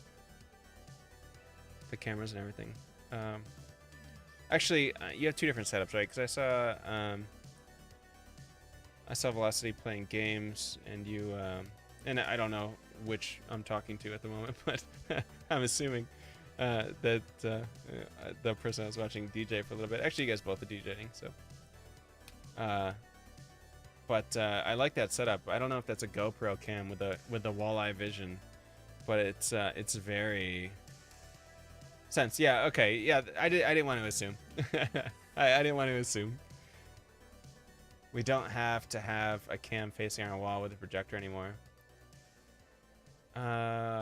We don't have to have a cam facing our wall with a projector. Oh, you guys are capturing the wall and just posting it on then? See, I'm talking with a clipped-on fisheye meant for a cell phone. Boom! It looks great. It looks really good. It's such a cool view. I really like that. And I assume you have like a laptop up high on a shelf or something, like an inclined shelf. I haven't seen your setup, but I'm guessing. Just the way you were reading chat one day and typing back. It looked like you were kind of tilted to the side, like typing up here while you were standing up. You don't look like a short person, so. Stand on a stand. Yeah. Yeah, I can envision it. That's what it looked like. So yeah, I'm thinking about the AverMedia card, the AverMedia 4K. I have a friend who is a partnered streamer that it has a partnership with AverMedia, and he was saying that he's going to test out the 4K card and let me know how it is, and then I might go in on it. Right now it's 285, which is actually down a little bit. And I guess the AverMedia performance is pretty solid. Their problem has been their USB devices. They've lost a lot of market share to Elgato. Because of their USB devices, I guess, are a little underperforming compared to how their PCIe cards are. But this is basically the competitor to Elgato, and a friend of mine's a partner on it, so he's kind of give me the heads up when he thinks it's a quality enough to buy. So you can see the new card has been used has been 203, but in the history of this card being available, it's the lowest price it's ever been right now at 285. It's been such a downward slope here, and this is Keepa, by the way, on Amazon that tracks history prices. But I would wait. Like, see, this is what I'm saying. There's a downward trend on this card. It's gonna come lower, I think. Now, what's the Elgato equivalent?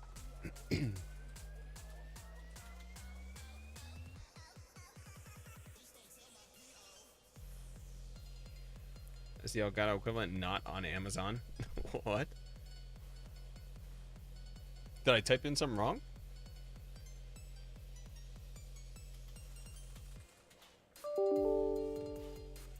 Huh?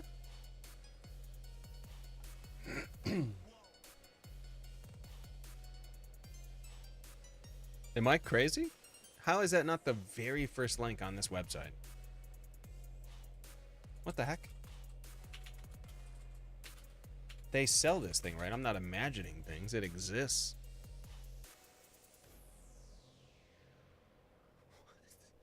Hang on a second. Am I crazy? Oh, it exists. Okay, it exists.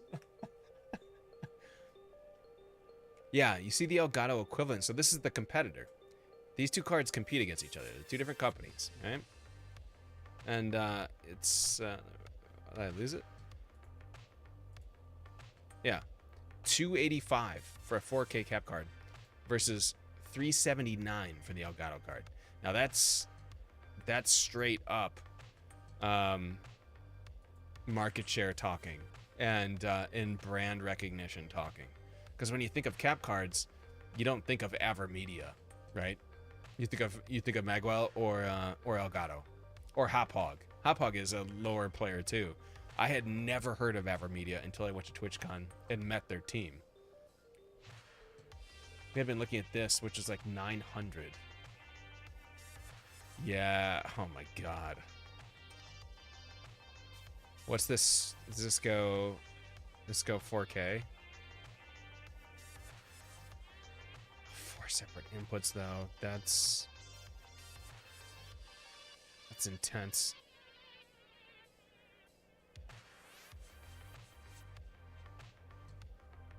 That's expensive as hell.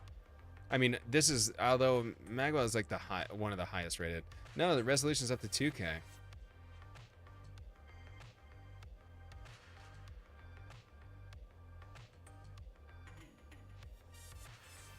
I guess it's intense though that it can basically.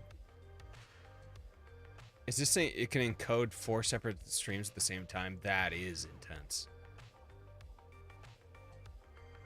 Although when you think about it, the AverMedia being 285 and can do 2 separate.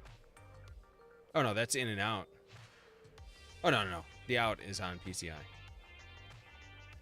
No, this is back to the monitor, right? How am I thinking this works? No. If that's input, then it can run 2 lines. So the Mega can run 4 lines. That's intense. Jesus. That's a crazy ass card. Even with my setup, and I have a crazy setup. I don't think I need that. The price is a little nuts, but even with my shit, I don't think I need to get that crazy with it. And I'm the king of excess buying of hardware.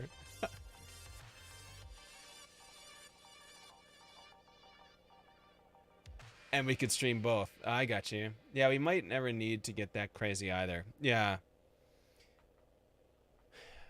Yeah, it'd be cool if you guys could stream on the same thing. Although, they do have that embedded streaming coming for Twitch. So you will be able to bring up like another person's stream straight into your stream. So the days of maybe running everything in one cap card may not be needed any longer.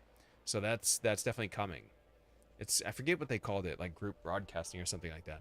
But you'll be able to stream directly into someone else's stream. Instead, it's like what Mixer does, I think is why they're doing it.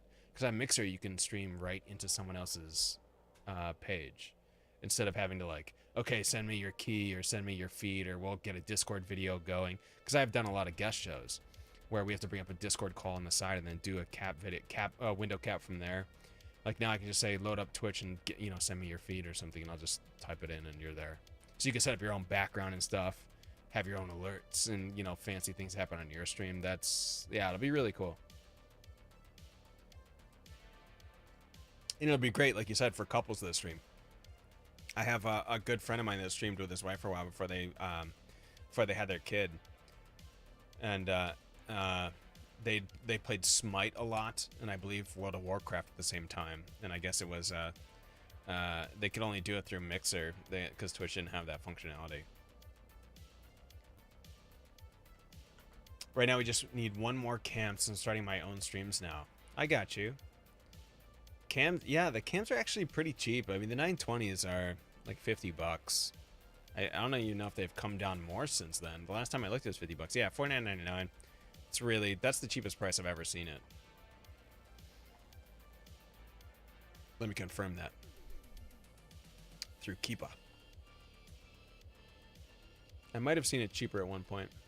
$45. Yeah. It's been used lower.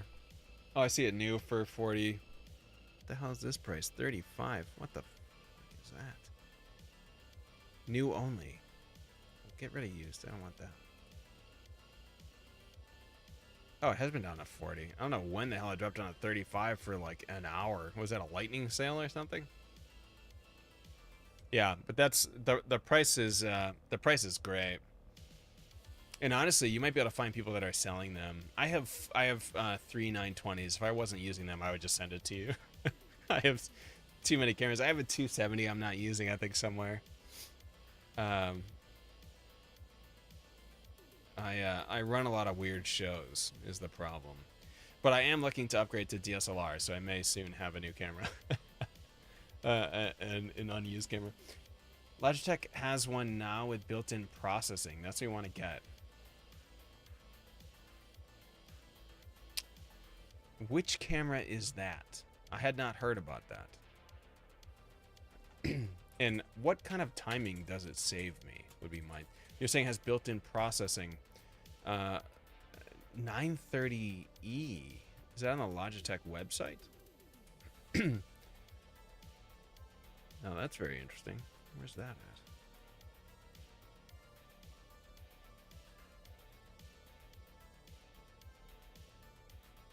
at? Okay, so this is the camera I have. I have the 4K webcam. I have the 920s. And I have a 270 that I've had for a long time. What's the is that like a brand new thing that's coming out now? That's maybe not listed to purchase on their website. Maybe that's why.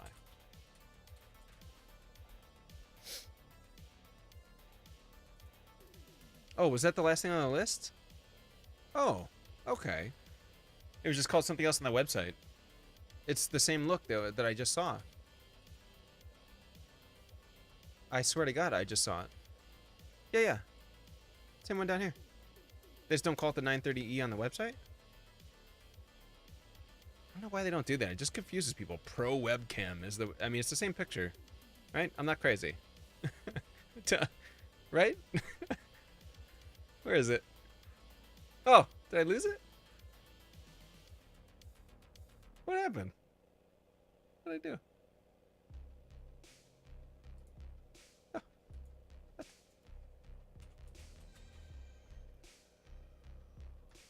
The heck? Lost it. Yeah, shop now Amazon. Look at the same camera. Well, that same thing happened with me in the Brio. So I bought the Logitech Brio, which is the camera you're looking at me right now in. And now on their website, it's called like the Logitech 4K Pro or something. And now when I go to Best Buy, I see it labeled as 4K camera. So I'm like, oh, is that new? I'm looking around at it. It's just the Brio. It's just renamed. I don't know why they did that. I like the naming of 920, but when they came out with Brio, it's like, okay, so why don't you just call it like the 10,000, you know, the 1,000 or something like that? So this is somehow better than the 920, huh? So it does 1080. It doesn't do 4K. But what was it you were saying about the... You could do some extra stuff? It's got red light too. I actually turned the red light off a while. Hey, pattern recognition. What's up? Effortless pan, tilt to zoom works with any video meeting app. 4x digital zoom, wide field of view, free up PC bandwidth. First, I can support H.264 with scalable video coding, UVC 1.5 encoding technology, freeing up PC bandwidth by putting video processing within the camera.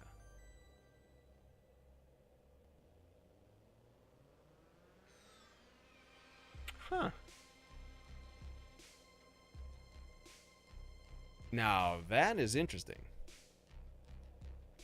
I wonder what that would do. You're reading what I was typing? Oh, okay. We had to jump into this conversation. Okay, cool. It's my understanding that it's got onboard video processing for saving on internal machine CPU so you can make the contrast. Okay. I got you. That's pretty interesting. I would love to see how it performs in terms of like on my machine. With a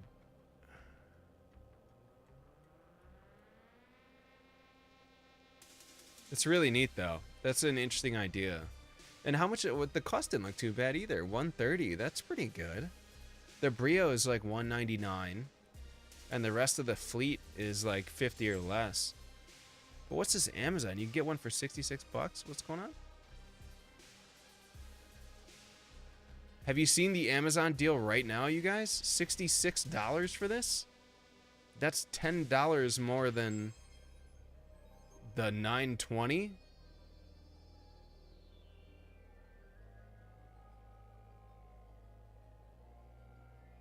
That's what's up, Nick? How you doing? I swear this is the weakest top of the line computer we've ever used. It's totally perplexing. What are you guys using? Oh, I'm sorry. I missed something. In Sense's case, we're just looking for anything that will help her. XPS 15's i7 not barf its guts out anymore. That's awesome. If you guys are looking for this cam, though, I'd get to Amazon right away. That 66 bucks is crazy. That's crazy. That's a crazy price. What settings are you trying to stream in that is burning up? I don't know what processor that is on a 15 and with an i7. That should be okay. Like, what's your RAM situation?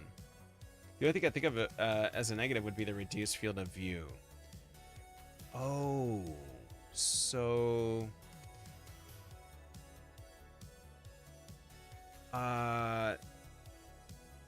16 gigs of DDR4 should be okay. Are you guys trying to stream at 72060, I assume, in like a 36 or 3500 bit rate? That's telling you the machine is on paper a beast. Oh no. It just like sucks when you actually use it. Oh man. What's the best cam you have come across?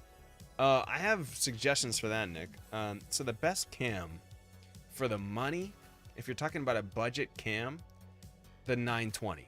The Logitech C920 is the best camera out there, in my opinion, for the price that it is. $49, $45 for 1080.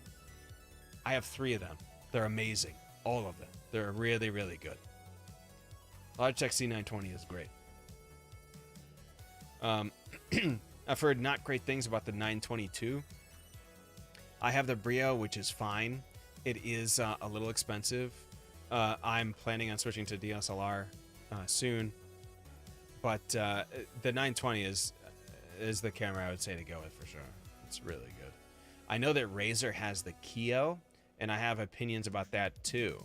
I have friends that have bought the Keo because it has that built-in ring light. I don't know if you guys have seen it. The Razer Keo is basically the competitor to the 920, but they tried to build in a light for it, like a built-in ring light, which is a little bit annoying in my opinion.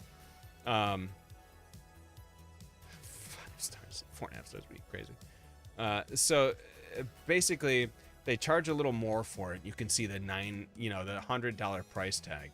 It gives you a ring light, and it's a little, in my opinion, what I've heard is it heats up a little quick. It's got a little bit of a delay because it's processing on this light or whatever.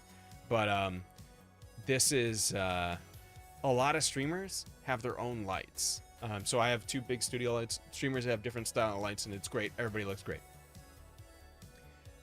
The cam here just seems to override like if you have a fill light, which you're gonna need for a green screen, you have other lights. I don't see the need for a Keo light, especially at this price tag. You can get the same quality for a Logitech C920 at half the price, and you already have lights for filling your green screen, so and other stuff. So there's no real reason to own the Razer Keo, in my opinion. But everyone's different. I have a really good friend of this show bought a Keo, and it looks fine on his show. I just think it's a little overpriced for what it is. They tried to do something special. I get it. It didn't work out too well.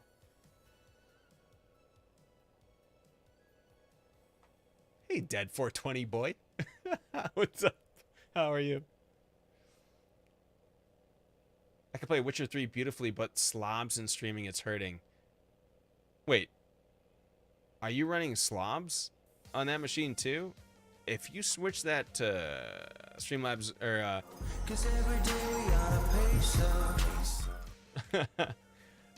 thank you for those 2 biddies, buddy. And I'm glad. I hope that helps, man. The C920 is excellent. Slobs is known to be a resource hog.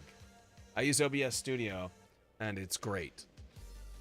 I don't really have a machine that even would come close to getting maxed out, but it's like everyone I've talked to that uses slobs has said the same thing. Things heat up, a little too resource intensive, especially playing some big games. Witcher 3.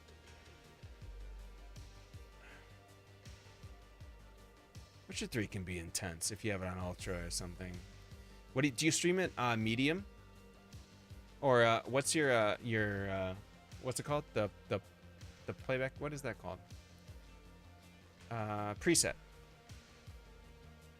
My stream machine right now is at medium, but it only runs OBS. That's it. Nothing else. Thank you for the follow, bud. My cheap webcam just gave up, so I'm gonna replace it with a better one. You cannot do better than the C920 for the price. It's just gonna be a game changer, Nick, for sure. High performance, low latency using NVEC. Ah, I don't stream and game anymore. Okay. We have a Magwell now, so we can use the proper gaming computer. I got you. Yeah. I mean, I called it Magwell. Is it Magewell? I've always called it a Magwell. It's a really good card, and it's taking advantage of it is definitely for sure what you should be doing. Although using NVNC, it is Mage like the D&D. Yeah, I got you. I think Magwell is a brand of lights, isn't it? Magwell lighting. I think that's what I'm thinking of. The NVEC is can really tax your graphics card quite a bit, which doesn't necessarily. So, Magwell flashlights. Maybe that's it. Okay. So when you're doing that kind of encoding and gaming at the same time, it's really gonna hurt your system because NVEC basically eats up the GPU instead, right, to encode. And if you're running something like Witcher 3 on Ultra, that might hurt you a little bit. Plus, trying to encode any kind of like high quality webcam video may be something. Maybe. I'm sure you guys have tried switching to 264, but it might be worth a shot again. You should take a look. We have a 1050. Okay. I forgot when I followed you. I was just scrolling through my follow list and I found you. I have seen your name before, Nick. For sure. Thank you for coming back and for those biddies. Yeah, I don't remember when. Actually, are you a follower of Visions, the streamer? He's Dr. Disrespect's Call of Duty partner. If so, he rated me a couple months ago, so that might have been where we met. You said the Kyo is also known for having latency because of its onboard processing. I wonder if that's a pervasive issue across brands. It might also affect the Logitech 930E too. No, I have not. If I said that, it was in speculation. I have not tested that. I don't know that for sure. I don't want to besmirch the name of Kyo without doing my research. So I would take that with a grain of salt and read up on it. I'm gonna get sued for slander and libel. I'm screwed.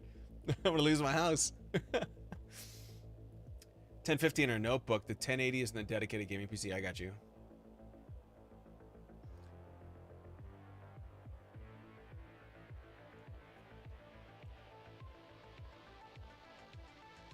I have a 1080 in my Streambox, which I was gonna upgrade my gaming PC to the 2080 Ti, and then it basically got the worst reviews ever, so I passed. And we just got the 1050 Ti to start off with the streaming build PC. I got you. Oh yeah, that's right. You guys have been thinking about building one. That's awesome. By the way, if you build a separate streaming PC, you guys can both hook that to NDI to your machines. You won't even need the Magwell. Hiptacular Raptor. What's up, buddy? Don't tell us. Yeah. So, yeah, you can do that without cap cards, and I could see it even being more beneficial if there's more than one person on the network streaming NDI. I would even go further to the NDI route. If I had like a house full of streamers, my daughter's 6. She doesn't stream yet. She is sometimes on my show, but not yet. Probably on my laptop, look at some of this stuff. You got it. Yeah, soon for sure. No, she plays Overwatch and she's crazy ruthless. We play together. She's like, Daddy, you go this way. I'm going to kill the guys. You distract them. I'm like, oh my God. Okay. But basically, I have her play on my laptop, which is not connected to any of the stream gear at all.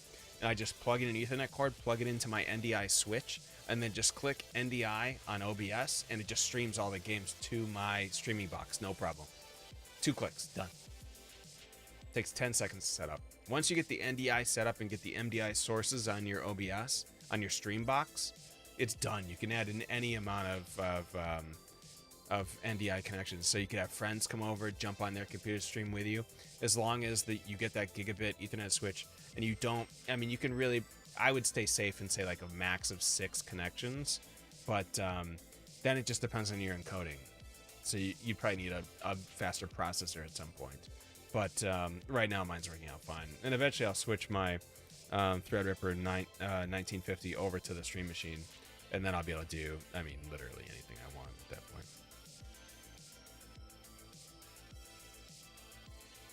Sorry, I gotta queue up another Star Wars attack here before it hits 1 o'clock. Got 2 left. Okay.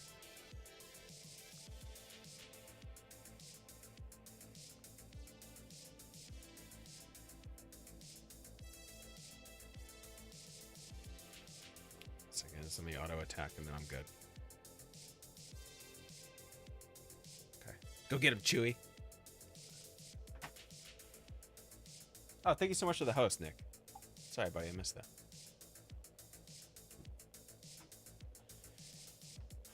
Where can we learn more about the NDI devices? You can learn more at don't go to New Tech because it's terrible. There, I mean, you could DM me and I can tell you how to set it up, no problem. But you can also look at OBS NDI. It has some plugins that you need to get for OBS Studio. I'm sure you have to get them for Streamlabs as well. Yeah. So this OBS NDI page will tell you basically kind of what you have to do. But you need to download this plugin, and when you do, you basically, it's a plugin you install into OBS. It does it itself. But once you restart OBS, if I were to bring over my OBS to show you, it's good because it's the tech show, so it's perfect. It's going to be a little creepy on the screen. But basically, the tools section, when you drop down, all of a sudden you'll see NDI output settings. And you'll be able to bring this up, and it just gives you which outputs you want to use, what you want to name them, all that stuff. So if I were to turn this off, it would cancel what's on the screen over here. That's it. So once you get this little plugin, all you do, and you can see, this is my OBS on my gaming machine. This is it. Scene, and I have a display capture and a game capture because I switch between the two. But if I click this off, you see nothing. Click it back on, here we are again. But as soon as you click that main output on, any machine that is on your network, on that same network that is on my stream PC, I can't bring that over right now. But if I were to show you, when I go to right click and add source, NDI source is now on that list of sources you can add to a scene. So you just click that and it will automatically show you what sources are streaming NDI on your network. You just click the one, click, you know, SenseNet, click pattern recognition, both on the stream. Will my widgets and themes come over to OBS? Yeah. Shit, I can't show you. Okay, so I don't know if you were here. Let me bring up a picture. This is my stream setup. It's a little different now because we changed it. So here's my stream PC and here's my gaming PC. This has a gigabit Ethernet switch or Ethernet card on it, and this has a gigabit Ethernet card on it that comes standard with almost every single machine you buy now, almost every single one. And all I did was in here, this is actually false because in here there's a gigabit Ethernet switch which you can buy, and we looked it up earlier, $35 on Amazon, $35 at Best Buy. You can go grab a crap one from Best Buy. That's what I did. It was 30 bucks. Then you plug in one side to the switch. You plug in the stream PC to the switch, and then you take one line and run it out to your internet, to your modem or to your router, whatever your house internet is, you know. Or you can plug these both into the router, you know, and they'll find each other. That's it. That's the end of the setup. That's it. Nothing else. We have one just sitting in a box. There you go. Yeah. It's super easy. You need the plugin for OBS, and you need the plugin. So you both need the plugin for OBS to straight. Like you need the plugin for OBS for the NDI plugin to send. You need the plugin on your stream box or whatever streaming out. You need the NDI plugin on there, and that's how they find each other. That's it. Netgear Gigabit 1. Yeah, then you're totally good. Because I guarantee if you bought a computer in the last like 10 years, it's got a gigabit port on it. I would bet.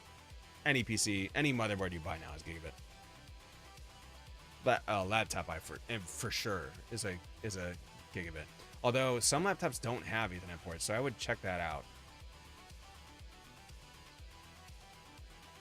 Just to double check. I'm sure the XPS does. Liking this idea, dude. I streamed for a long time from a Hop-Hog HD PVR 2. It was awful, and the reason I switched because I was streaming PUBG. Now PUBG is known as being the worst game in the world to stream because it is so unoptimized garbage. But I couldn't get a good frame rate on it. I couldn't do anything. And then I was searching on Reddit one time, and there's that big time streamer who I've talked to several times through Reddit, and he was like, "Hey, have you looked at NDI? You should check it out. I do that, and it's really great." I did it and had a big show about it, and I was actually talking to Visions at the time, And then he switched to NDI like 2 weeks later, and he loves it. I'm not saying that I'm the cause of Visions, the streamer, switching, but I like to take credit for it. I'll need an Ethernet dongle for the laptop. Oh, there you go. Yeah, as long as it's gigabit, then you're good. Because if it's only 100 megabits, then you're going to run into a ceiling problem. Because I showed this a little earlier, but you can see on my machine, I'm not doing anything graphically intensive right now, but you can see how the Ethernet port, look at the send. 116 megabits per second. That's unusual. If I didn't have OBS Studio up right now sending the NDI, it would be like, you know, 1 megabit or 600 kilobits like I'm receiving. It would be nothing. Especially sending, because when you're just browsing the internet, you're not really sending anything.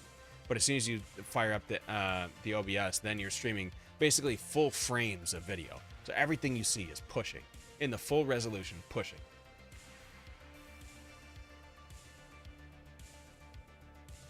My stats do not look like that when I'm streaming.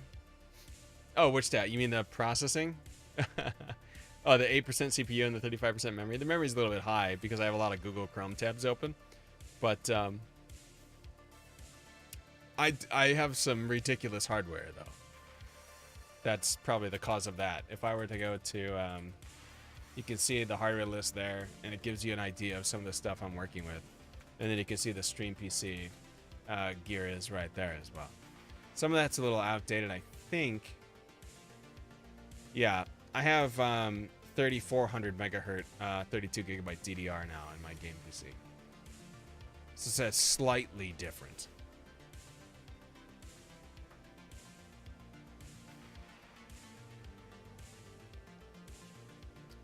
Oh, and you can actually see those diagrams. I think the Imgur link should still work. I put them in an album. Those are the outdated ones. I'm going to update them, though. So if you're interested, feel free. There's several on there, including my audio setup, which is probably the most complex thing of my entire layout is the audio. I just bought a brand new mixer today, and I have to, I'm still learning everything to do with it. I finally put in a hardware gate and a hardware compressor, so that was kind of a nightmare getting that to work. Yeah, you guys know. Actually, yeah, it's interesting to talk to some musicians about it because I run an audio engineering music mastering company, so audio stuff is all good in the. Oh yes, that's right. Perfect people to talk to.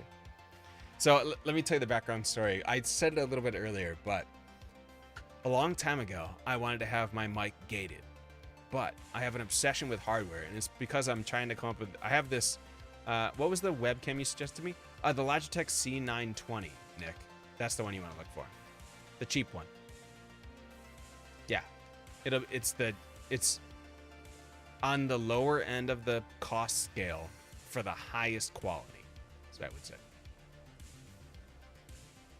It's cool, no problem. So yeah, so a long time ago I wanted to have a gate on my mic. But the problem was that I wanted all hardware because I have a business I'm starting that has to do with streaming as a service and then using, there's like a streaming as a service based on hardware as well as promotion and social media and business management. It's a really complicated scenario and it's in the works. But the first part of that was to create a prototype of what a stream service could be. A stream service where someone comes to me and says, I would love to stream. Or I go to someone and say, hey, you have the right charisma and the right attitude and the right, you know, whatever. You could be a star, like companies, you know, like agencies do with Hollywood stars, but like that for streaming. And I'd say I have a service where I can give you a box, and all you do is plug in some monitors to it, plug in your router to it. Everything runs itself. You turn it on, you're streaming. You press go.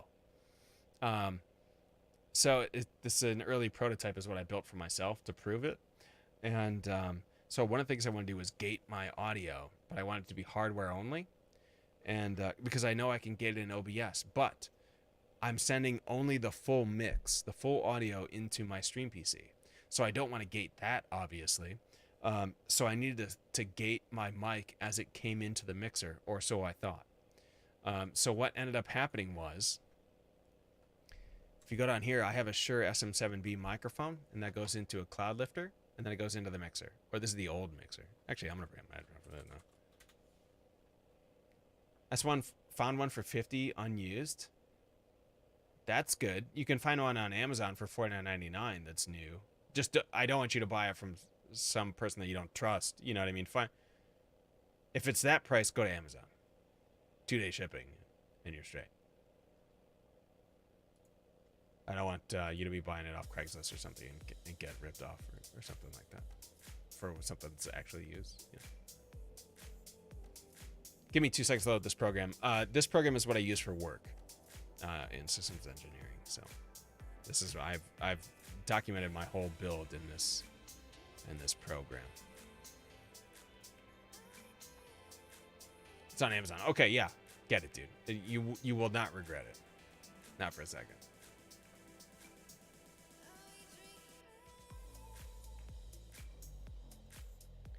Okay. I thought it was loading, but it apparently is not. Yes, Smile on Amazon. I should have a link for that. That's a good idea.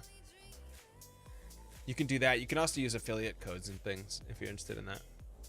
And they help people out. Okay, so this is a program that I used to do my engineering diagramming, but this is the updates we made today. So check this out.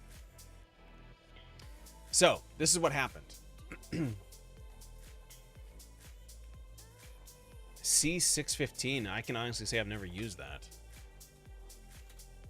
What is that camera?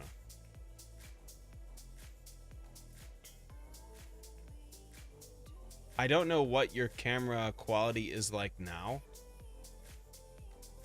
It says 1080p.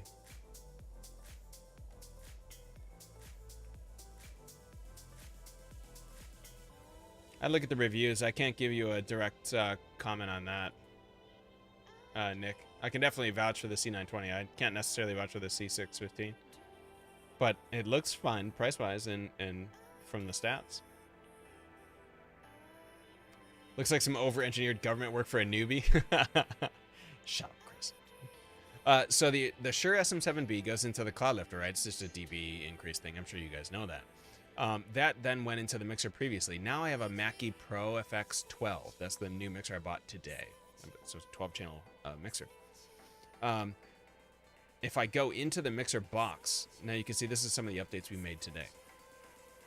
So I'm just calling it internal board. I don't know the internal workings of a mixer. I'm not an audio engineer.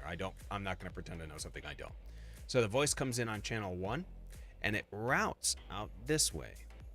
And now the reason I bought the Mackie Pro FX12 is because it has an insert slot, which I did not realize until today that they were a thing. Previously, I had a Yamaha MG10XU, which does not have an insert slot and only has one aux output, which is the FX send. That's it. So I was not able to add a gate in a loop there, right? The problem previously was I tried to add a gate in between the Cloud Lifter and the mixer, but when it did that, it cut the power to the Cloud Lifter and I could do nothing. When I added it in between the Shure SM7B and the Cloud Lifter, it did the same thing. It cut the power and nothing came through. So the only way to do it was to accept it to the mixer and then loop it. But once it hits the mixer, it won't, the main mix gets that audio. You guys know what I'm talking about. I'm sure anyone else listening is like, what the hell are you talking about? Anyways, the voice comes down on channel 1. It hits this. It goes to the insert channel now and out to something. Yeah, you guys know. Okay. So when this goes out, it goes to, where's my main image? Did I lost it? Where's this stream gear?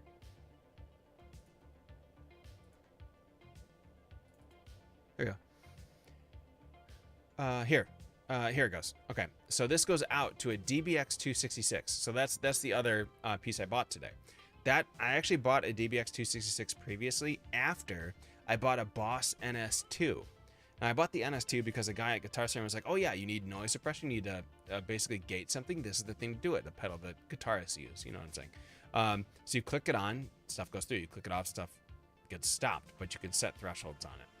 The problem with the Boss pedals, as you guys know and musicians know, that I did not know, was apparently Boss only likes mono signals or something like that. It's either mono or stereo. It's one of the two. They only like mono signals, otherwise they don't work. So I didn't realize that. I returned the pedal, no big deal. But I would have had the same problem. It's still cutting the power, so I can't put it in that link. I can't put it in here, and I can't put it in here because it'll cut the link between the cloud lifter and the mic, or the cloud lifter and the mixer. So what we did was we routed it back out to this, I just closed it, back out to the DBX266. So now that has 2 channels, so I route out to that channel 1, and I can threshold gate it up, turn up the ratio and turn up the output gain to make it sound okay. I just got it today. I just got it working today. I don't have the settings right. I'm still kind of tweaking it. I think it sounds okay. I can hear the preview in my headphones. But basically, I'm trying to cut out the sound of keyboard noises and mouse clicks and things like that. But I was really happy to finally get a solution to that with the insert line, which before today, this afternoon, and talking to the guitar techs at Guitar Center, I had no idea that was a thing. None. But mouse click are so ASMR. Yeah, that's right. That's not my bag. That's Daya's and Letty's and the other guys. That's not for me.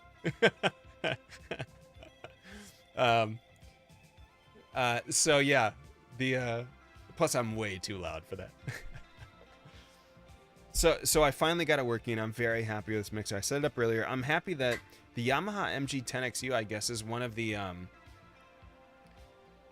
larger mixers that don't have faders.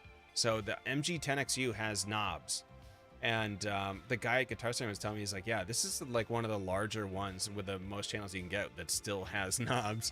Everything else has faders from here on out. So it's a strange system to be on the faders, but I really like it. It has a little less effects than my MG10XU, but I honestly never used any of them, so I'm sure this one's fine. Yeah, it's a great mixer so far, and it actually barely fits on my shelf by about a half an inch. Audio is a funny but simple thing. Is Alienware good PCs? I would say no, Nick. They're just not. They are trying to make strides for it, but Alienware is very much known for overheating, and for you need like a laptop cooling thing because their graphics cards run hot. You can make it's like buying a MacBook. Like, look, I have a MacBook right here. Okay, I just got it for work. I'm setting it up, but I would never personally buy a MacBook. They're really overpriced unless as a musician or an artist. Then they have good tools in Macs, but it's overpriced stuff for something you can get the same or more power out of for cheaper. I mean, that's just how it is. You can build your own PC for relatively cheaper than you can buy anything that Dell, Omen or whatever they have now, or the Lenovo. Lenovo has something now. The one good one I found is the Asus ROG. If you're looking to get a laptop, a gaming laptop, I'd go take a look at the Asus Republic of Gamers. I've had good luck. I have my Asus ROG G751. I still have it. Still plays every game great. Doesn't get overheated. It's thick. It doesn't try and compact itself for carrying capacity. It's got a big screen. It's a big computer because you're trying to game on it. We have 2 Asus, one for DJing, and it's been great. Yeah, I have no problems with Asus. And you can get a good price on an Asus laptop. Not like an Alienware or a MacBook where you're paying 2-3 times the price just for the label. The more we try to be thrifty, the harder things truly get. Start throwing stupid money at problems. The boards start having literally every feature you could ever want built in. But dude, please. Do I still have that link up? I was talking to you guys about it earlier. I don't know if these guys were here. Let me show you what the guy at Guitar Center suggested to me when I started to tell him about one of the problems I'm having, and I was in love. Look at this guy. You know what that is? He started showing me this. He's like, oh, you having a problem with USB dongle connections, huh? So I was telling him that my strings are super long. Like I have all these conversion tools to go from USB into the mixer. He's like, oh, really, huh? You know, you can plug this guy in your computer and its software reads the channels as audio outputs. I'm like, oh God, what?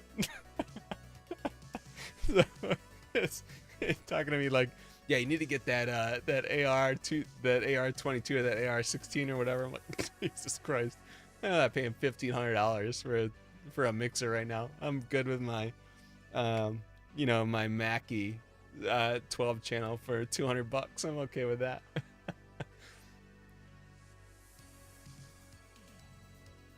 Uh, we're all PC, and Straylight is 6th label.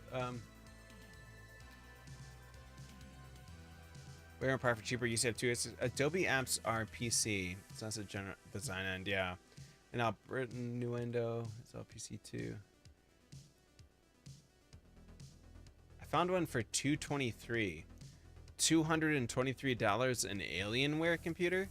You're talking about very used. Very, very used. Or very, very underpowered for $223. An Alienware laptop. Please don't buy that. It will cost you more money to build, and but it will be worth it. Please don't buy that. Someone is gonna steal your money or give you garbage. I mean, they'll give you a phone or something that has the Alienware sticker on it. that's what that price sounds like. No, okay, no, ignore. Please ignore that. Not other people in the chat, but Nick, you specifically. 4 gigabytes of storage and 16 gigabytes SSD. What are you putting on a 16 gigabyte SSD? Does Windows fit on 16 gigabytes? That's got to be a mislabeled number. I think Windows is 11 gigabytes. Yeah. Okay. Yeah. It has to be DDR. Yeah.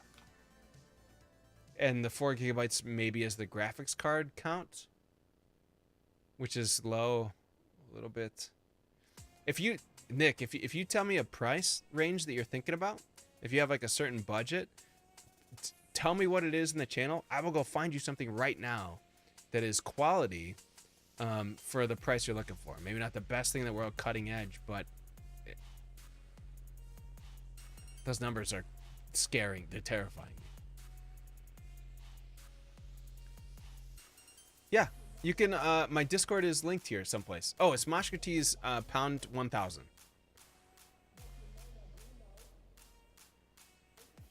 Yeah, and this is one of the things we do on the tech show. Actually, is to help people sort out tech questions. So I'm very, very happy to help anyone with anything. We've talked in the past. That's my Discord name, by the way. We've talked in the past to many people about chairs, cameras, microphones. Anything, any peripheral, which by the way, you can find that in another link.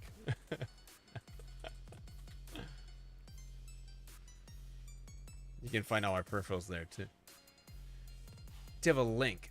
No, if you go into Discord and actually go up to add a friend, you can go to start a conversation, and I believe you can type in at Moshkatees #1000 and you'll get me. Pretty sure. I don't think we have to be friends for you to send me a message or share a Discord. I'm pretty sure. Actually, I'm looking at getting an upgrade on my keyboard soon. The DOS Keyboard Professional Model S. I really like DOS keyboards. I'm usually a pretty loyal, brand loyal to my peripherals. I used to be SteelSeries only headphones until I realized what Beyerdynamics was, and now I'm DT770s all the way. But I heard the 990s are really nice, so I might upgrade to those. But I really love these headphones. They look really like encompassing, so my ears are sweating, but they're actually very light.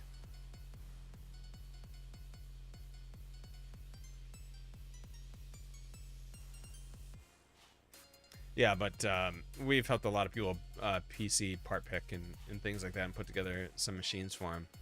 Just got to be careful. Especially with sites, you know, trying to buy. I never like to suggest you buy a full system from anyone. It doesn't matter if that's, it doesn't matter if you're talking about Dell, you're talking about Alienware, you're talking about Apple, or you're talking about some guy on Craigslist. Be wary of any full system that you're going to buy, because a lot of times what happens is like the Omens or some, you know, the Alienwares, things like that. You'll get the computer, it'll run fine. You open up the case and what do you see? All this extra shroud garbage in it. I don't mean Shroud the streamer. I mean shrouds are things they put on pieces of steel or cabling to route things a certain way, basically to make it look more organized, but now they're reducing the size and the capability of you to customize your own machine that you just purchased. So I always suggest go to Micro Center. I've talked a lot of times in the past. the only sponsorship I want on this channel, besides, you know, no games, no Rockstar drinks, anything like that. I want Micro Center to sponsor this channel. It's the only company that wants to sponsor this channel. If you have a Micro Center near you, drive to Micro Center. Tell them, this is my budget. This is what I'm looking to do. Can we get something going? Those guys are fantastic. I've been there for years and years and years. I've never been upsold on anything, and I'm usually the guy that will buy the highest quality things that I see. And I've been cautioned away from that every single time I went. Those guys could not be better. If you have one in your area. I know it's more of an East Coast thing, but if you have one, go there. But I always suggest you buy the case, and then you don't have them here. Ah, damn. It's the best place. The best. But they have case. I always suggest you buy your own case. Building a computer can be scary to some people. It's like riding a bike. You do it one time, and all of a sudden you're like, holy shit, that was way too easy. This can't be it. You know?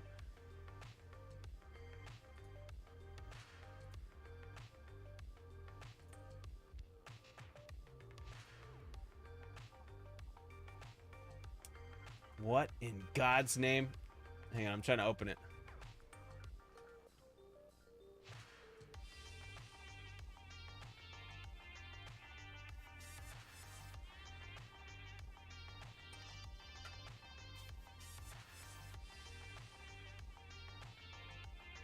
I don't know what you're sending me, my man.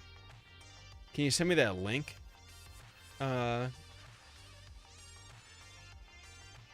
Post that link in pictures too, Nick, and I'll take a look at it. It's a trap. The Arctis 7s. Oh yeah, I have I think I got the Arctis 8s, the 800s, the Siberia 800s, and I got them on Black Friday sale last year. They had a deal where you get 2 of them for $300. So I'm not sure what the price is currently. It's probably gone down, but 2 for $300 is like, I can't not buy this. So I bought one and then gave a pair to my cousin, and they were great headphones. I still have them. I use them as the monitoring headphones for my stream PC. I throw them on when I'm trying to monitor some sound before I go live. Great headphones. They're very comfortable. Very. I do like that they're wireless, but these have such a superior sound. And the best part is they have a really long cord, which I like, and I take them traveling. So I'll take them on planes and things because they have a 1/4-inch jack that screws off into a 3.5, and I can take it, you know, into my phone or wherever. I have a switch I can carry with me. Actually, does Switch have a port? I don't remember if I use that or the USB-C. But I also hate, I'm sorry, take apart cell phone watching YouTube videos, so I'm sort of prone to it. Oh, shit. Okay. They have a sale on Arctis, and I got mine for $120 with a case thrown in. Oh, that's sick. That's awesome. Some time ago, I was saving up to for a big studio upgrade centered around a Euphonics mixing control surface. Holy shit, what the hell is that? That's like way too audio engineer over my head. Oh, here it is. Okay. Oh my god. Holy shit. What is that?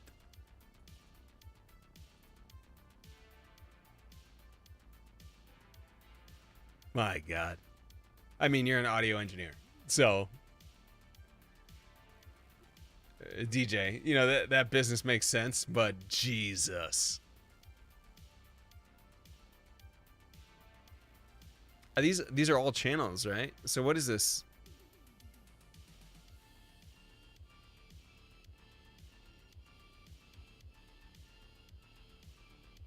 It's 40 channels? 40 separate channels? That is wild talk. What the hell goes over here? 4 separate channels, and I assume this is the main or something in the middle when you mix them all together. And these are all the EQ stuff. Pan, EQ, FX, all that stuff. This is crazy. I love it. But the studio and business direction went another direction. That said, the unit I was looking at can now be had for about 1/10 of its price. When new right here, wow. That's crazy. Okay, done. Take a look at it in a second, Nick. Thanks. The beta version is a modular system. The middle is the MC. Okay. Each module to the side are for channel strips. Okay, so you can add, you can like inlay new sets if you want. Oh yeah, I can see the divides. You can kind of like pull the whole thing out. So I'm assuming this is like you want to record the next hot rap album kind of console, right? You also have the LCD meter bridges at the top. Oh yeah, I see that too. Holy shit. That's wild talk. What's the... I assume this is a picture they're trying to sell a system. What's this stuff on the side, on the right? Is this the processing power for doing the mixing? Or is this a separate machine? Because that mouse and that keyboard look like garbage compared to the console. But what are those two bottom systems there with the lights on? Is that storage? Like, what is that? Those look like 4U cases or HTPCs. Oh, it's the processing. Okay. Yeah, those look like HTPC chassis. Okay. Digital signal processing. I got you. We use those in my business as well. Maybe for a different purpose. Well, I mean, it's digital signal processing. It's probably dumb machines that don't care about what formats, right? Just take the format and push it out. Okay, it's a Chromebook. Okay, Nick, I got you. That's why the price is so cheap. It's a Chromebook. It depends on what you want to do with it, my man. If you think you're going to stream off it, that's a no. You're just not. Chromebooks are meant for like classwork. You want to do some homework, quickly check your email, do some Google Sheets or something like that. Those are great for that. This is not a gaming machine. This is not something that you're going to stream on. It just does not have the power. 4 gigabytes RAM will do nothing for you. Yes, thank you. They're basically iPads. They're an iPad with a keyboard. So if it depends on what you're looking for. If you're looking for something to just travel with and chat on and do some emails and maybe jump on Facebook or something like that and chat with friends, that's a decent machine. I don't know about the price. I think you can get it in Walmart cheaper actually. Oh, there's Walmart right there, $252. Okay, maybe not. But if you're looking for a streaming machine, this is not what you're looking for. If you're looking for a game machine, certainly not. Good streaming one between 200 and 500. You're talking about a laptop? I might be able to. I'm looking at this little baby guy from my live ambient streams. Let me see. Oh, what did I click on? Is this the regular? Ugh.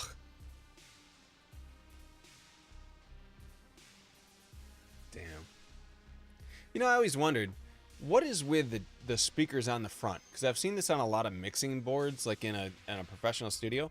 Why are the huge subs, like the tower stereo speakers, in the background? Then they got the thin tower one. Why are the small ones up on top, the cubes? Does that give you different sound? Is that like a monitor sound you get back or something like that? Why is that? It looks like they're almost in the same path as the sound of the back speakers. If you're standing in the middle of the console. You know what I'm saying? Is that a different, like those are the highs and the ones in the back of the lows or something like that? Is that the theory? Near field monitors. Okay. Oh, okay. Thank you. I did not know that. Because they look so out of place. It looks so like rigged. You know, like I just bought some speakers and threw them up on top. Like how is that not built into the console at this price with this huge of a setup, you know? Let me see this other one here. What's this? What is this for?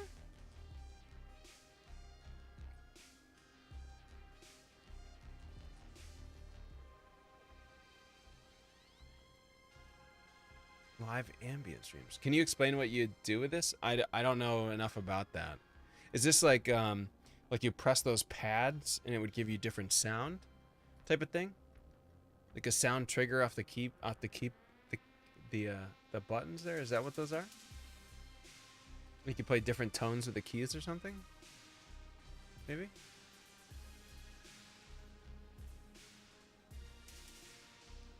What is this guy that you just sent? Let me see this one. Ugh. Yeah, I see that. That's crazy. That is crazy.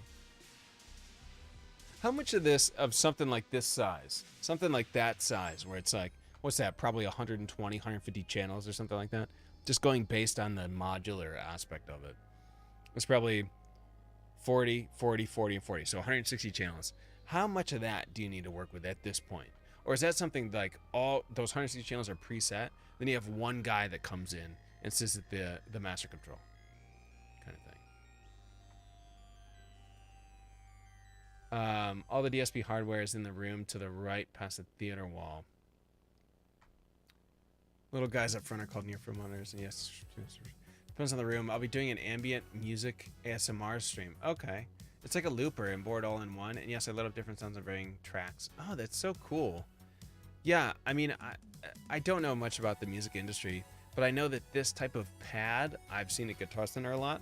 And I've seen it, not live, but I've seen videos and stuff of that guy Skrillex, who, yeah, you guys know who that is. But he has like a pad system where he types on something, presses a button, and it does a noise. I don't know enough about audio more than that. I think it plays a horn or something.